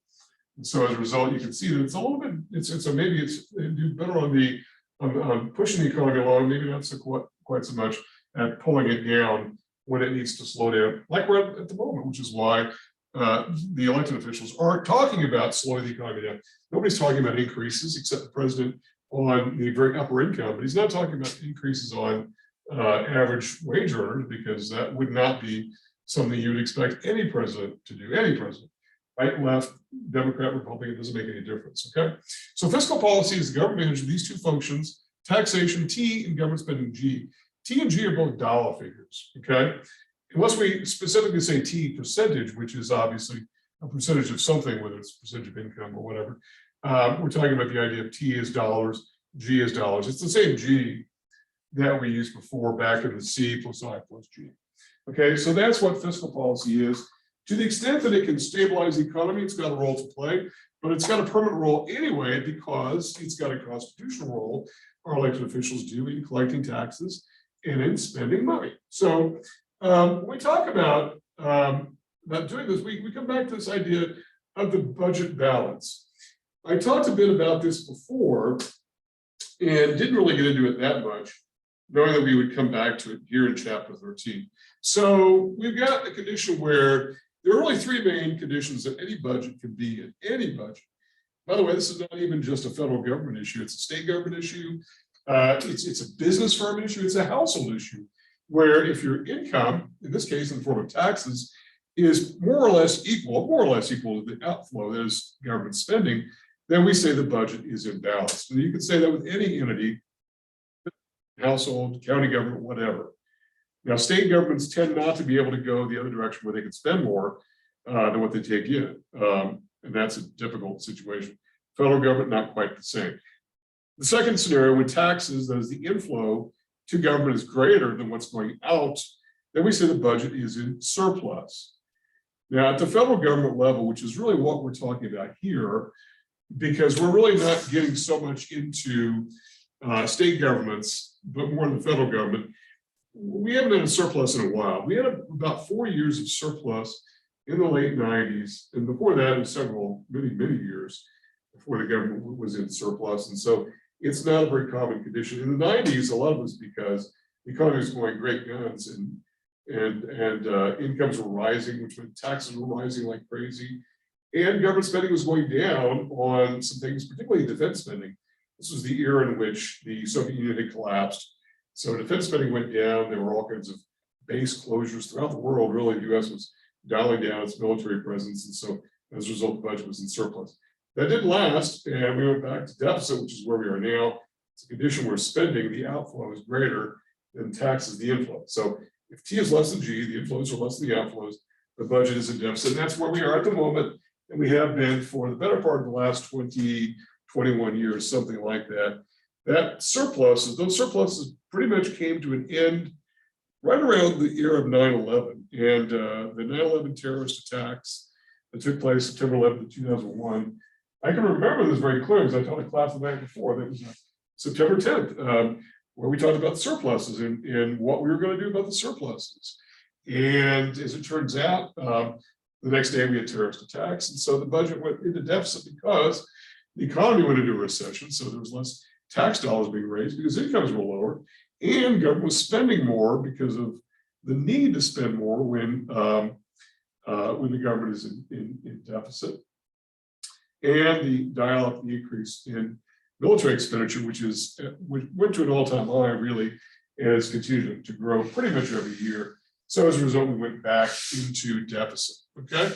Now the question is, what do we do about this? I mean, is it okay to have a balanced budget? I think we had a discussion activity on this very question. Is it a smart thing to have a balanced budget? And I've sort of maybe previewed my own particular view on this because I think sometimes politicians will be a little bit too cute by saying, well, households balance their budget, so why can't the government?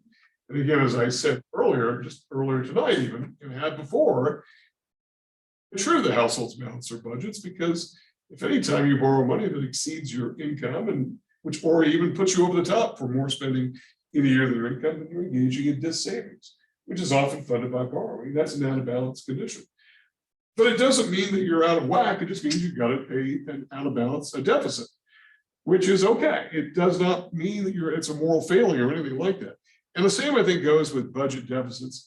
I think we need, and this is one of the reasons why the Depression went on for year after year after year. The government just did not get its mind around the idea that it could run a deficit during slow economic times. And as a result of doing it, it can actually bring an economy out of a recession. In this case, it was a depression, which simply is defined as a deeper and darker, usually longer lasting depression or recession that lasts forever. So the question is what to do about it. In other words, we talk about budget philosophies, and your text gets into this a bit, and I'll talk about it here. And that is what are some of the major ideas about how to handle this? In other words, should we balance the budget every year? Every year, what's called annually balanced budget. And we've heard from a number of people in politics for a lot of years about this, and I've talked about this here just a second ago.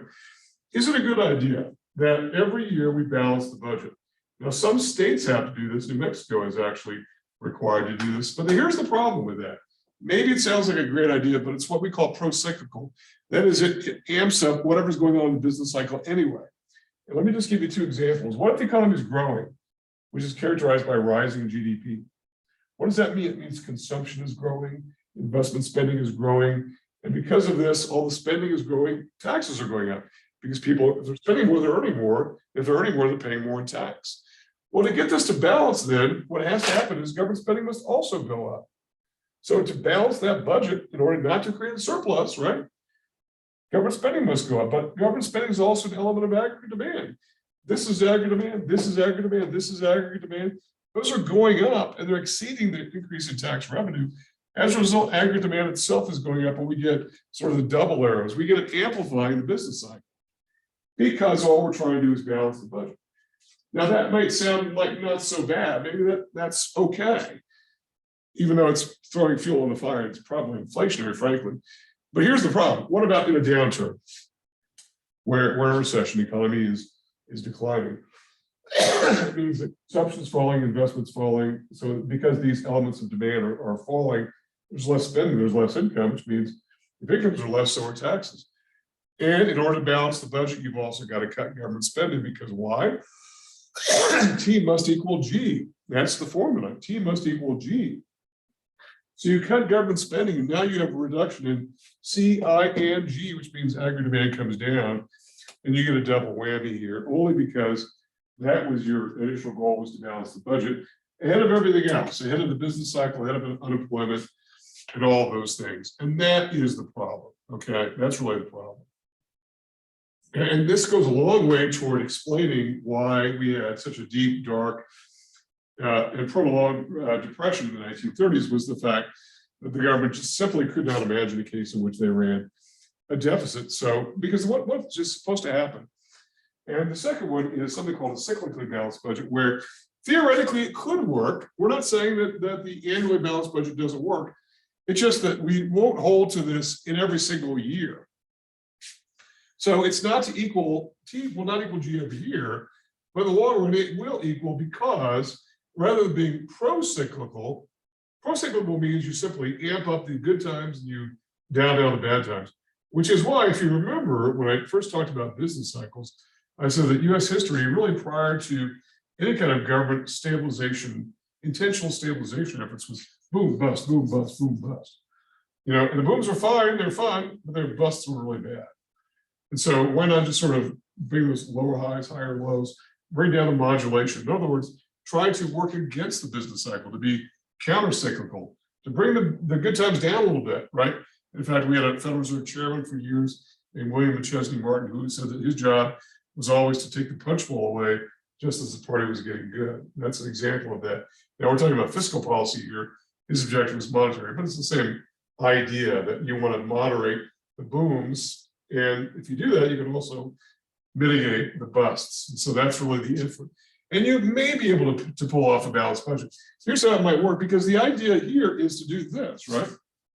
Is to take these set of facts here, and if you've got an economy that's growing, then what should you do might be to do this, rather than increase, rather you might want to cut government spending, because the government doesn't really need it, right? The government, or the economy doesn't need the government spending as much. And if you do that, maybe you sort of mitigate the effects of GDP, and the economy can grow, but not as rapidly. So that might be the policy objective, which, by the way, fiscal policy makers can control. Elected officials definitely do control government spending. So maybe you should cut government spending when the economy is booming. That was what was, by the way, done in the 90s, right? Government spending did get cut, right? Likewise, if the economy is on the downturn and tax revenue is falling, you should actually increase government spending. And as a result of this, the effects of the fall in aggregate demand, you don't have quite the downturn to the economy, because what you're doing is you're supporting aggregate demand with increasing government spending, even if it creates a deficit in the short run.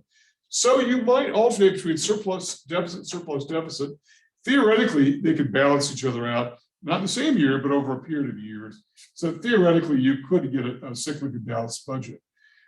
Why this doesn't really work is because of the fact that we're talking about human beings that are making policy, and there are a lot of different objectives going on. And, you know, a lot of people in Congress, 535 people in Congress, one US president, and they've sometimes have got different objectives, and sometimes they want things to get things done. And as a result, compromises have to be made. And maybe the broader goal of macroeconomic stability is not there. So, but again, in this particular scenario, the objective is something that can be controlled, increasing government spending. You can increase by increasing unemployment benefits, food assistance, things like training and retraining, all these kinds of things, government spending programs. President Obama's stimulus plan of 2009, which was intended to do things like rebuild roads, infrastructure, bridges, highways, railways, those kinds of things. Those are all aspects of that. That means you could do that. And then the final one here is functional finance, which basically says this. It says that deficits and surpluses don't really matter. Don't really matter. This sounds like it's almost somebody being flippant, saying, "Yeah, it doesn't really matter." You know, The house is on fire, it doesn't really matter. Well, I think what they're saying is that experiences show that deficits and surpluses in and of themselves are probably not as big a deal as what we might believe. That the goal is simply to achieve the broader economic goal, which in all of macroeconomics, the number one goal is always to arrive at non-inflationary full employment. Non-inflationary economic growth that brings the economy to full employment. That's the goal always. And that if we get a deficit or surplus, that really doesn't make any difference. Now I can see that if you've got an economy with a massive deficit, a massive national debt that has to support that, maybe that's an issue, but we're not quite there yet. In fact, I think there's a graphic in your book somewhere that kind of compares the US's national debt as a percentage of GDP to other countries. We're not even number one of that, even though we, a lot of, you might believe otherwise from hearing, some elected officials who periodically rail against it. We don't hear so much about that in for office who talk about balancing the budget. But for a while there, it was really a big objective. Okay. All right. So that has to do with the budget. What about taxes in general? What are some of the principles of taxation that we should talk about? And your book gets into this a bit. And so the first thing is something called the benefit principle, which on the face of it, I guess maybe sounds a little bit appealing, maybe even sounds fair, equitable, the way to do things right. And that is if you get benefits from the government, that you're the one who should pay the most in taxes. It's called the benefit principle. Who earns the most from government should pay the most in taxes. Sounds like a kind of a frontier justice kind of thing, pay your own way type of thing. Here's the problem though, and that is there are a lot of people who get benefits from government that, well, first of all, beyond the fact that it's difficult to know exactly quantify what somebody's dollar value benefits are, but even that, there are a lot of people who get benefits that would have no way of paying for those benefits at all. People who receive unemployment benefits, they pay tax on them, but they don't necessarily have to pay those benefits back. You can if you want to pay them back. You can also write the check to a government if you want for any reason. And if you want to reduce the national debt, you can just write a check to the government, they'll take your money. But you don't have to, right? So there are a lot of people getting benefits in the form of unemployment benefits, in the form of student aid, in the form of whatever, or even things like tax credits for things like drilling for oil, right? Nobody says that, hey, you got to pay that back, right? Sometimes you can't pay it back. Sometimes the government benefit is necessary in order to get there and survive. Social Security recipients have long ago paid into it. What are they supposed to pay again? That sort of thing. Medicaid, Medicare, that's difficult, right? Do you expect them to pay? So if it sounds like it's a good idea, it's equitable, it's probably not workable. Instead, we operate on what's called the ability to pay principle. And that is the idea that those who earn the most should pay the most in taxes. Now, taxes is a public sector concept that applies specifically to the private sector. So it's a one-way street. Government charges taxes, businesses and households pay taxes, right? And there are all kinds of taxes. There's income taxes, there are sales taxes, all that sort of thing. But we're talking primarily about income. So at both the business level as well as individual, the more you earn, the more you pay in taxes. Not just the more dollars you pay, you would pay, even if the rate were the same, we're talking about the percentage increase goes up. So what's called a graduated tax system or a so-called progressive tax system, which is what we have in the US. That is, the more you earn, the more you pay, not just in dollars, but in percentages. If you pay more in percentages, then you definitely pay more in dollars. But the idea is you pay more as a percentage of your income. That is a progressive tax. That's the system by which we operate. And it sort of goes against one of those ideas that I've heard for a long time, that wealthy people pay no taxes. There are some who are able to pull it off because they've got lots of business entities and lots of very creative things going on, lots of losses being carried through and whatnot.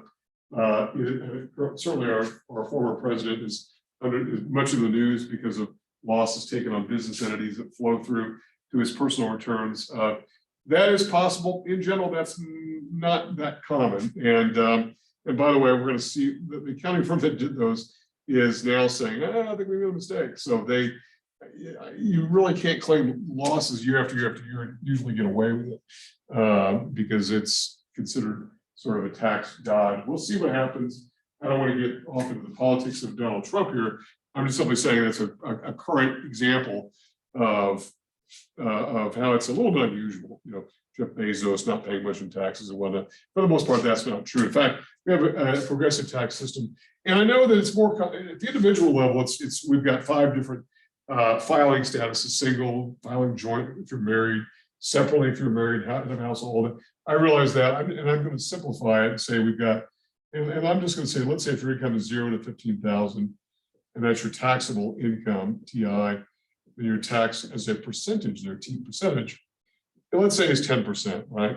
And then if your income goes to from 15,001 to say $25,000, it goes to 15%, meaning the first 15,000 is taxed at 10%, and the next 10,000, that is the difference between 15 and 25, is taxed at 15%.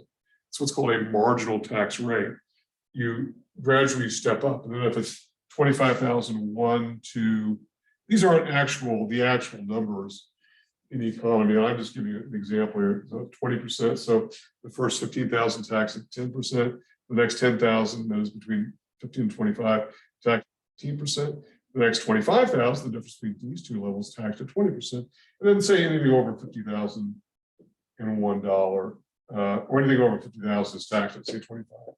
These are just made up numbers here, but they're an example. And I realize that we've also got different percentages in the real world, and we've got different percentages for different filing statuses. So I get that. All I'm simply trying to illustrate is taxable income. As it goes up, the percentage of taxes applied goes up as well. And that's what's a manifestation of the ability to pay principal. The more you earn, the more you pay in taxes. And I realize that taxes are a bit of a deep subject because we get into things like deductions and credits and all that, all of which serve to reduce the effective tax percentage paid. But that's a little bit beyond where we want to go here in this class. And I think I'm doing you a favor by sort of sparing you some of that, actually. Okay. So those are some of the principles then by which we operate. The tax system is based upon that. Having said all this, then let's talk about fiscal policy then in its role as what we define as stabilization policy. In order, in other words, to try to bring the economy to full employment. And you've really got 2 different objectives going on, depending upon what is needed. If the economy is operating somewhere below full employment, in other words, you've got a recessionary condition, high unemployment, then we need an expansionary policy. An expansionary policy is basically one that will have the effect of shifting aggregate demand to the right, increasing GDP by, and you would do it by lowering taxes, increasing government spending, or both, some combination of both. And oftentimes it's both. And we have seen the government active in expansionary policy not too long ago. Now we're going sort of in a neutral stance right now, even though I think President Biden would like to keep stepping on the gas here a little bit, but he may have a little bit of trouble with the new House of Representatives, which will belong to a different party, the majority. But nonetheless, that's been the policy stance through the pandemic and coming out of it, where keeping taxes low. And by the way, corporate tax rates were cut dramatically in 2017. And those were all stimulative measures that are intended to boost the economy. And it's usually some combination of both, some kind of increase in spending and some kind of cut in taxes. If, on the other hand, the economy is the other direction, where the economy is growing too high, too fast, and there's too high of inflation, then you want a contractionary policy, where you want to do just the opposite in both cases. You want to increase taxes. That takes money out of play, takes money out of the hands of businesses and households, shifts them to government, and also lowering government spending also reduces aggregate demand.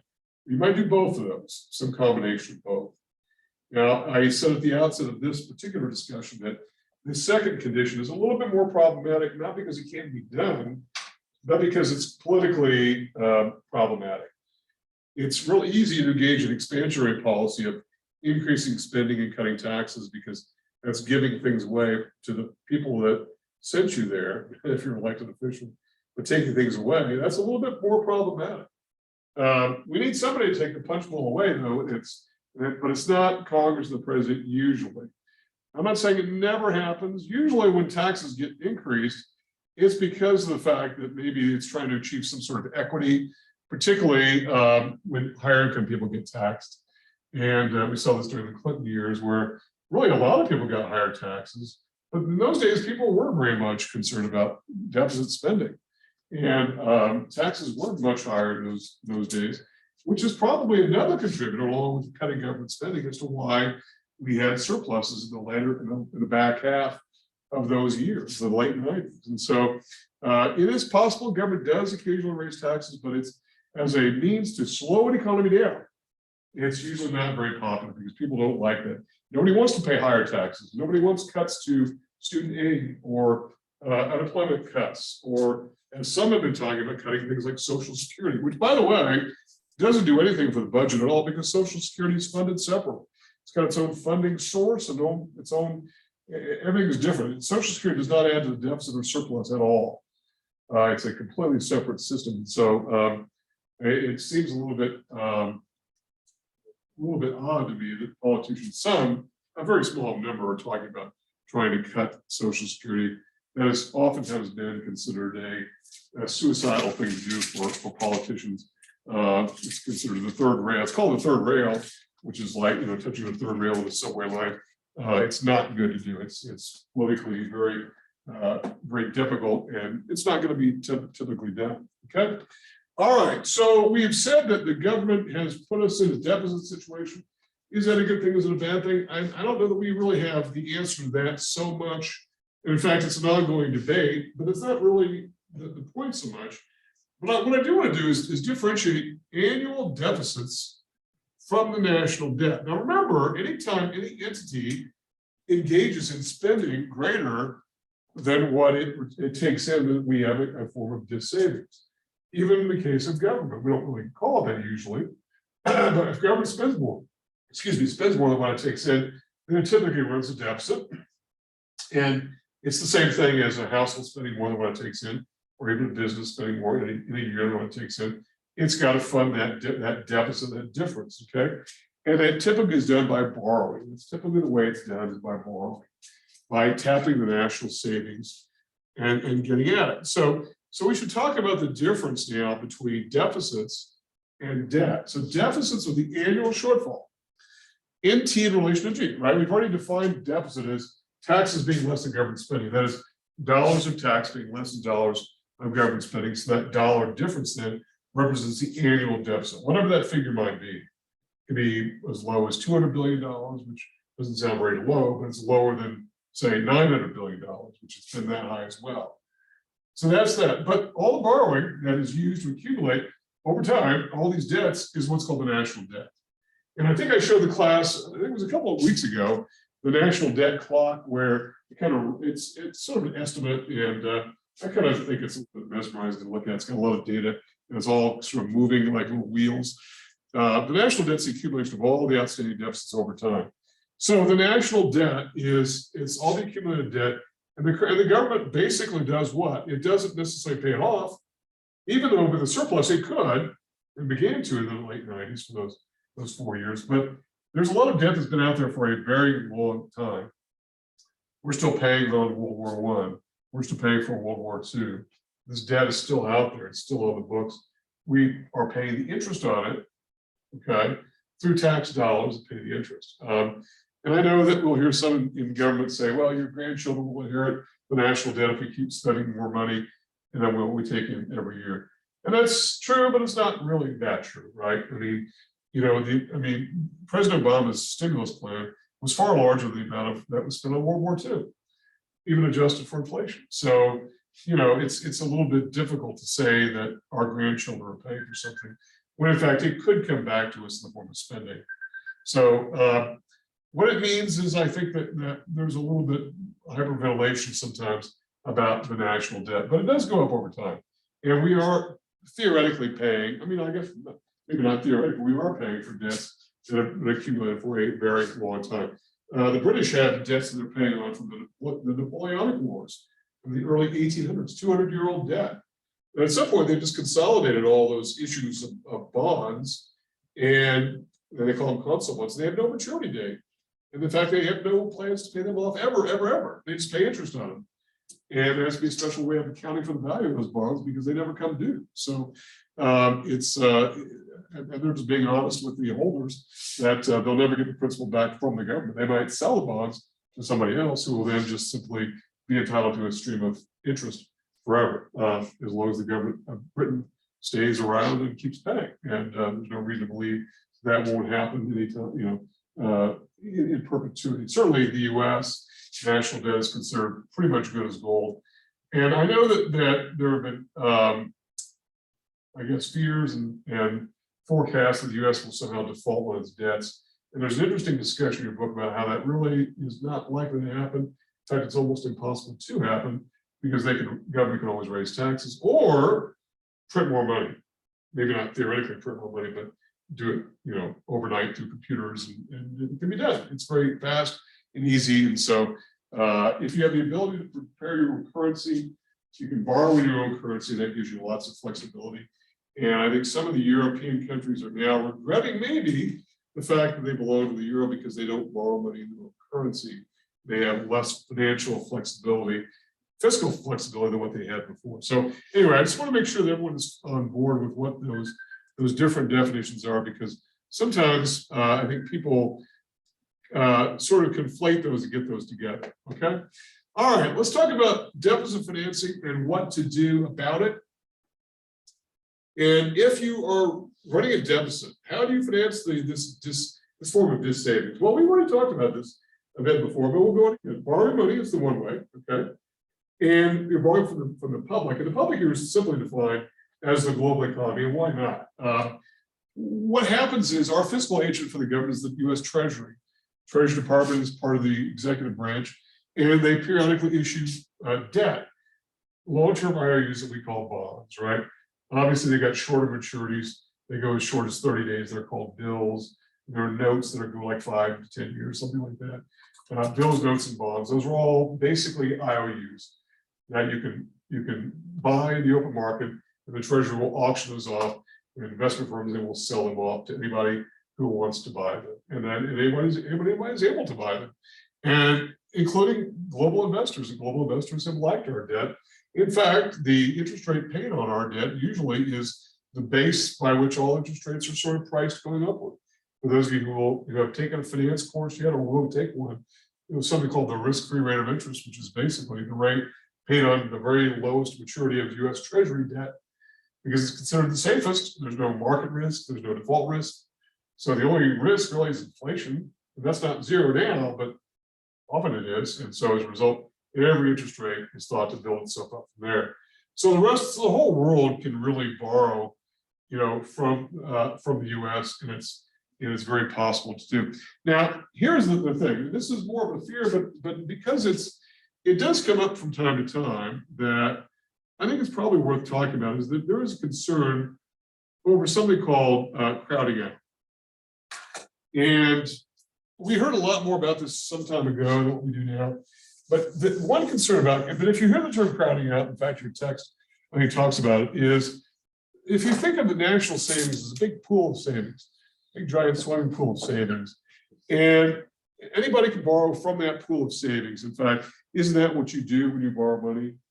You involve a financial intermediary, typically, who does what? Serve as an intermediary, a middleman between the person who's saving. So you're borrowing from someone else's savings. Well, here's the thing. If the government is borrowing money from that big pool of savings, it's cutting into it, it's chopping away at it. And we say the government has the quote unquote first claim to the nation's savings because it'll pay whatever rate of interest it has to pay in order to borrow money. And as a result, it shrinks the amount of savings available and drives up the cost to everybody, because if something becomes more scarce and is in demand, well, then think about what that means. Supply goes down, the demand is still the same, the price of that thing goes up, the interest rate goes up. And so it could drive up interest rates and therefore crowd out private seekers. That's called the crowding out phenomenon, where you've got government borrowing sort of working its way into and taking away some of the national savings. Today, I don't know if that's as big an issue. One of the reasons why we don't hear so much about it, because we've got this giant relief pipe coming from the rest of the world, right? That keeps pumping up our savings. And as a result of this, this is really not that much of an issue. But why do I bring it up? Because we periodically hear about these kinds of things, these concerns, and it's always important for us to talk about things that could happen. So that's one way to pay for deficit spending, is to borrow money, given the fact that knowing that we might have that risk. Second way is to simply print more money. Now that sounds like a kind of a simple measure, maybe it sounds a little bit crazy. But by the way, some of that is done. It's called debt monetization. And we're going to get into this more next week, because if in fact the government needs to borrow money, one big lender to the US government is the US government itself.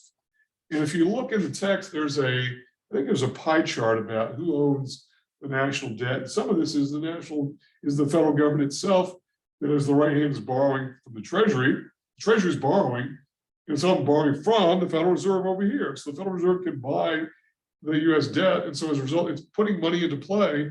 It's turning debt into cash. That's what money creation is, isn't it? In this case, it's monetization, turning debt into money. And so that is possible. It could be inflationary if we do a lot of that. Anytime you just create money, you can risk an inflationary environment. And I'm not saying you can get to the Germany of the 1920s wheelbarrow full of cash kind of thing, but it could happen. And then the final one is tax increases, which is possible, but it will slow the economy for sure. Plus, we go back to this thing we've kept talking about, the difficulty with trying to raise taxes. Generally, it's not that politically palatable in many cases, okay? So those are some of the options of what to do about deficits. Some combination. Typically, number one is the option, borrowing money from whomever. Whoever wants to buy US debt can do it. And we're going to talk much more about the bond market, because it's got a particular interest of ours in macro study, because it has a unique role to play, particularly in money supply and monetary policy. And that'll be next time. Real quickly, because I don't want to talk too much about this, because it's not really a current thing in that surplus financing. What can we do if we're bringing more money in as the federal government, then we're sending out in the form of government spending and buying and all that? Well, it could be paying off the current debt, the national debt. Some of this was done in the late 90s. And in fact, I can remember where the Federal Reserve Chairman at the time, Alan Greenspan, was wondering aloud, what would happen if we end up creating so many surpluses that we end up just paying off the national debt? Because his concern, I guess was the word is concern, was one of the tools they use to manage the money supply and the economy generally through monetary policy.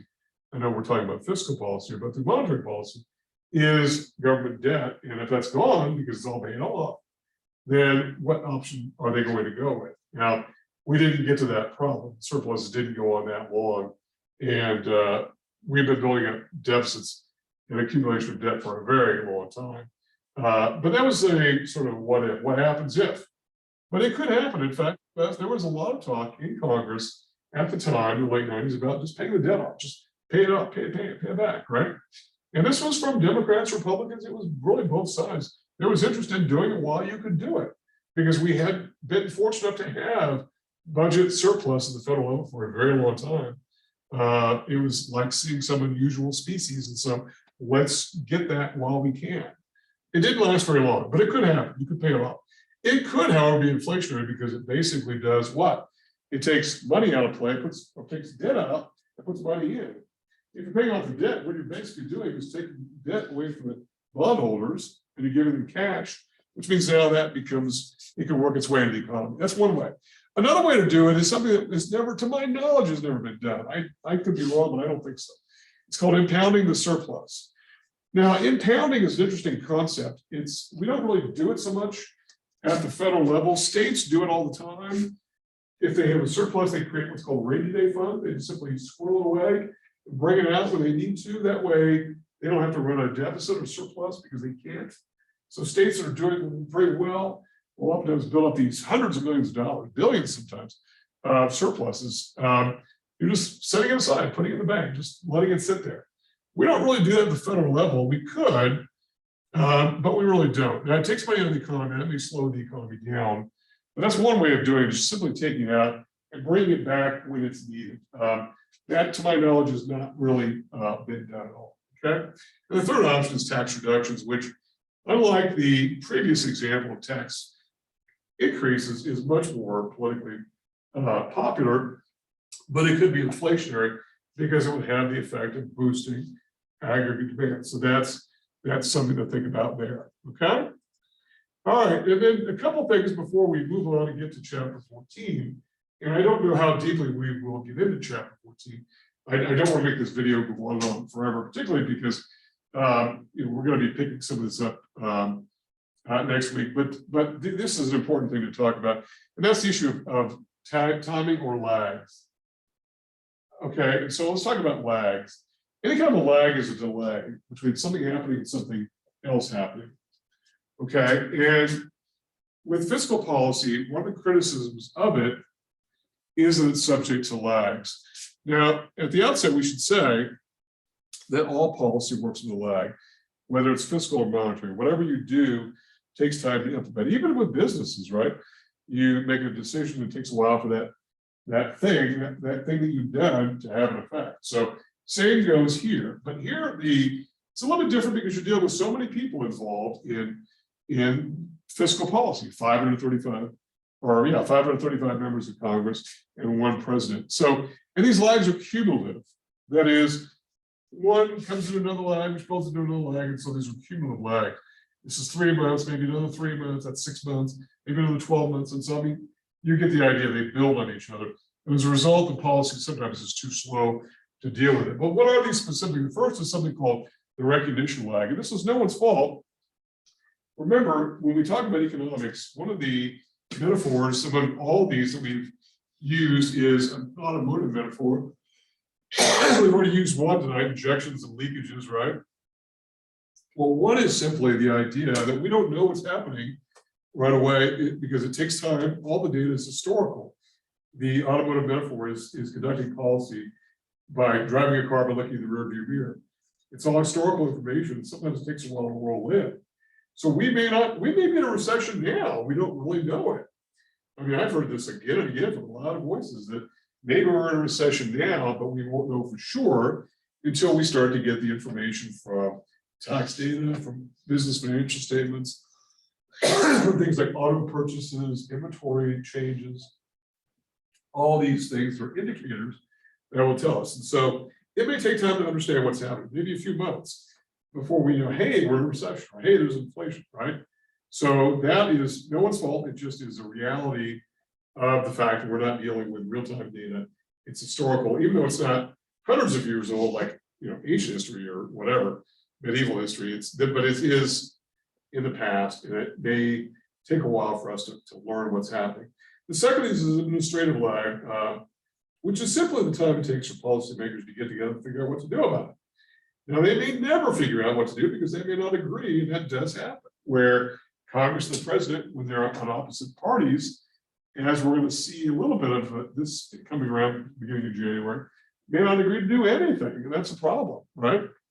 I mean, the issues in Washington the last few years have been so serious, they haven't even agreed to raise the borrowing ceiling, which should be done away with anyway.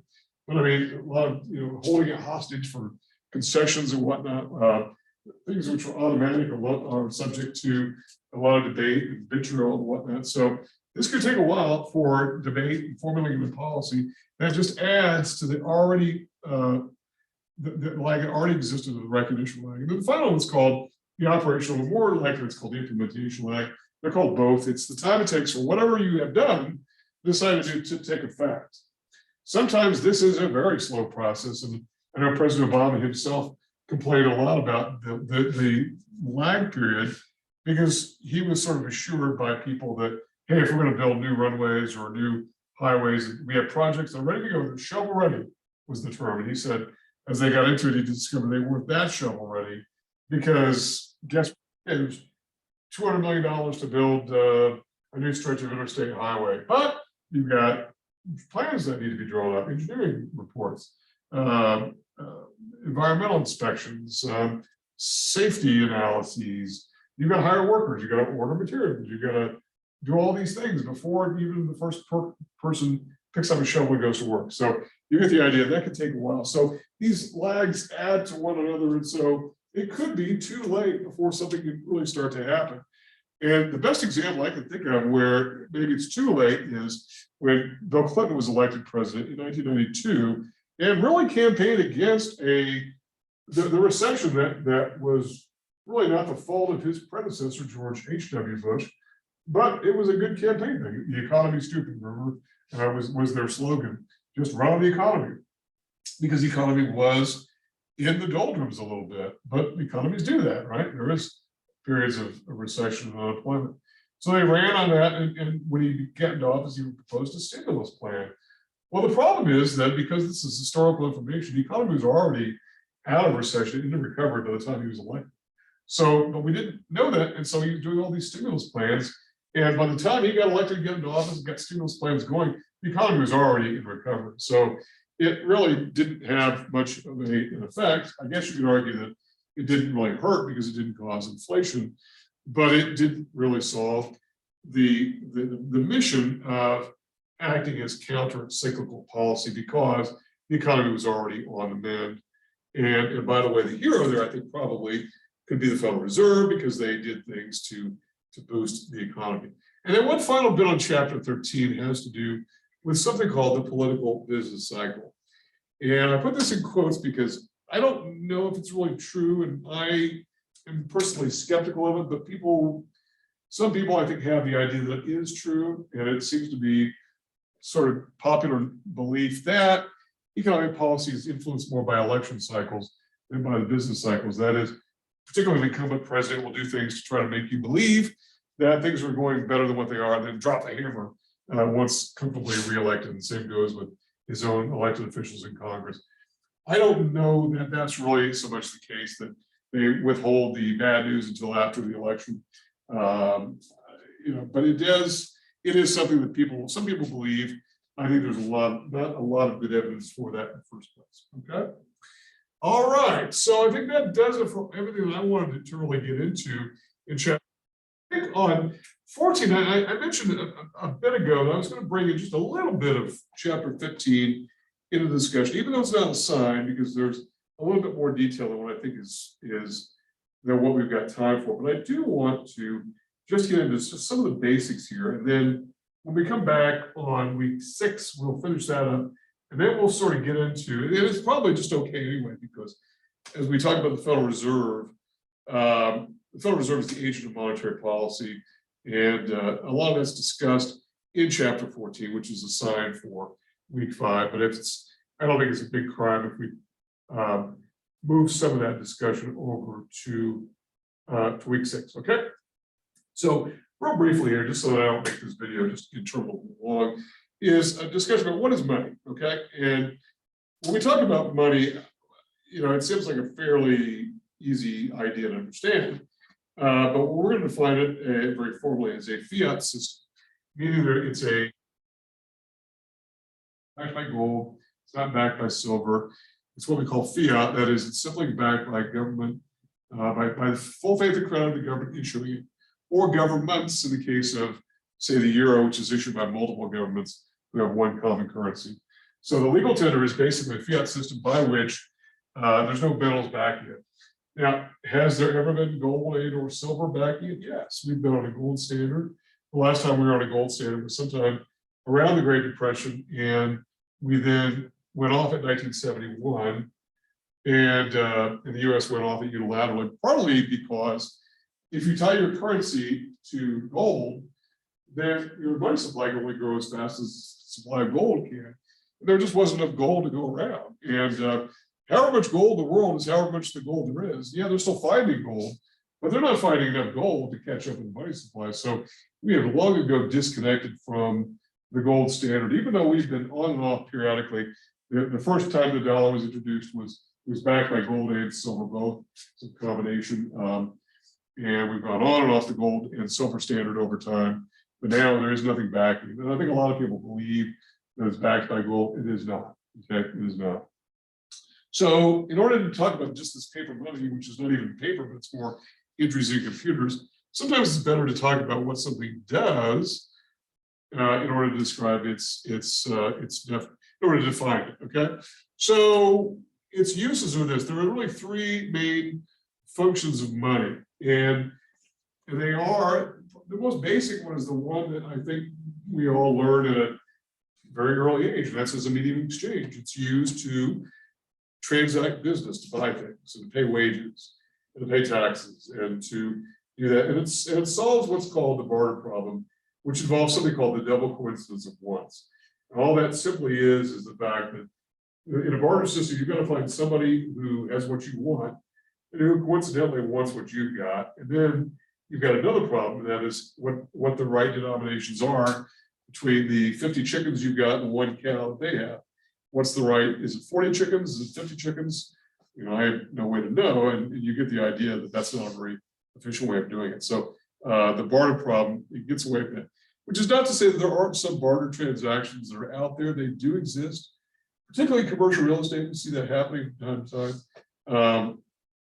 But for the most part, money serves to get rid of that particular problem, which has, in fact, money's been around for a very long time. So barter even longer, but barter was problematic, which is why everyone has recognized something was needed to solve the barter problem. And by the way, gold, you know, was natural to use when gold was used as a universal monetary exchange, because number one, governments were fairly weak anyway, but also gold is one of those substances that you can't destroy, you can't burn it up, it doesn't evaporate, it doesn't rust, it doesn't wear out.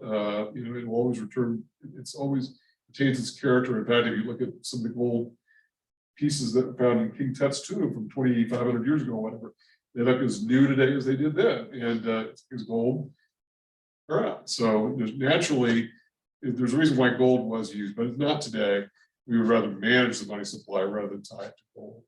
But it's an understandable reason why it was used early on as a medium of exchange. The second use is that of a store of value.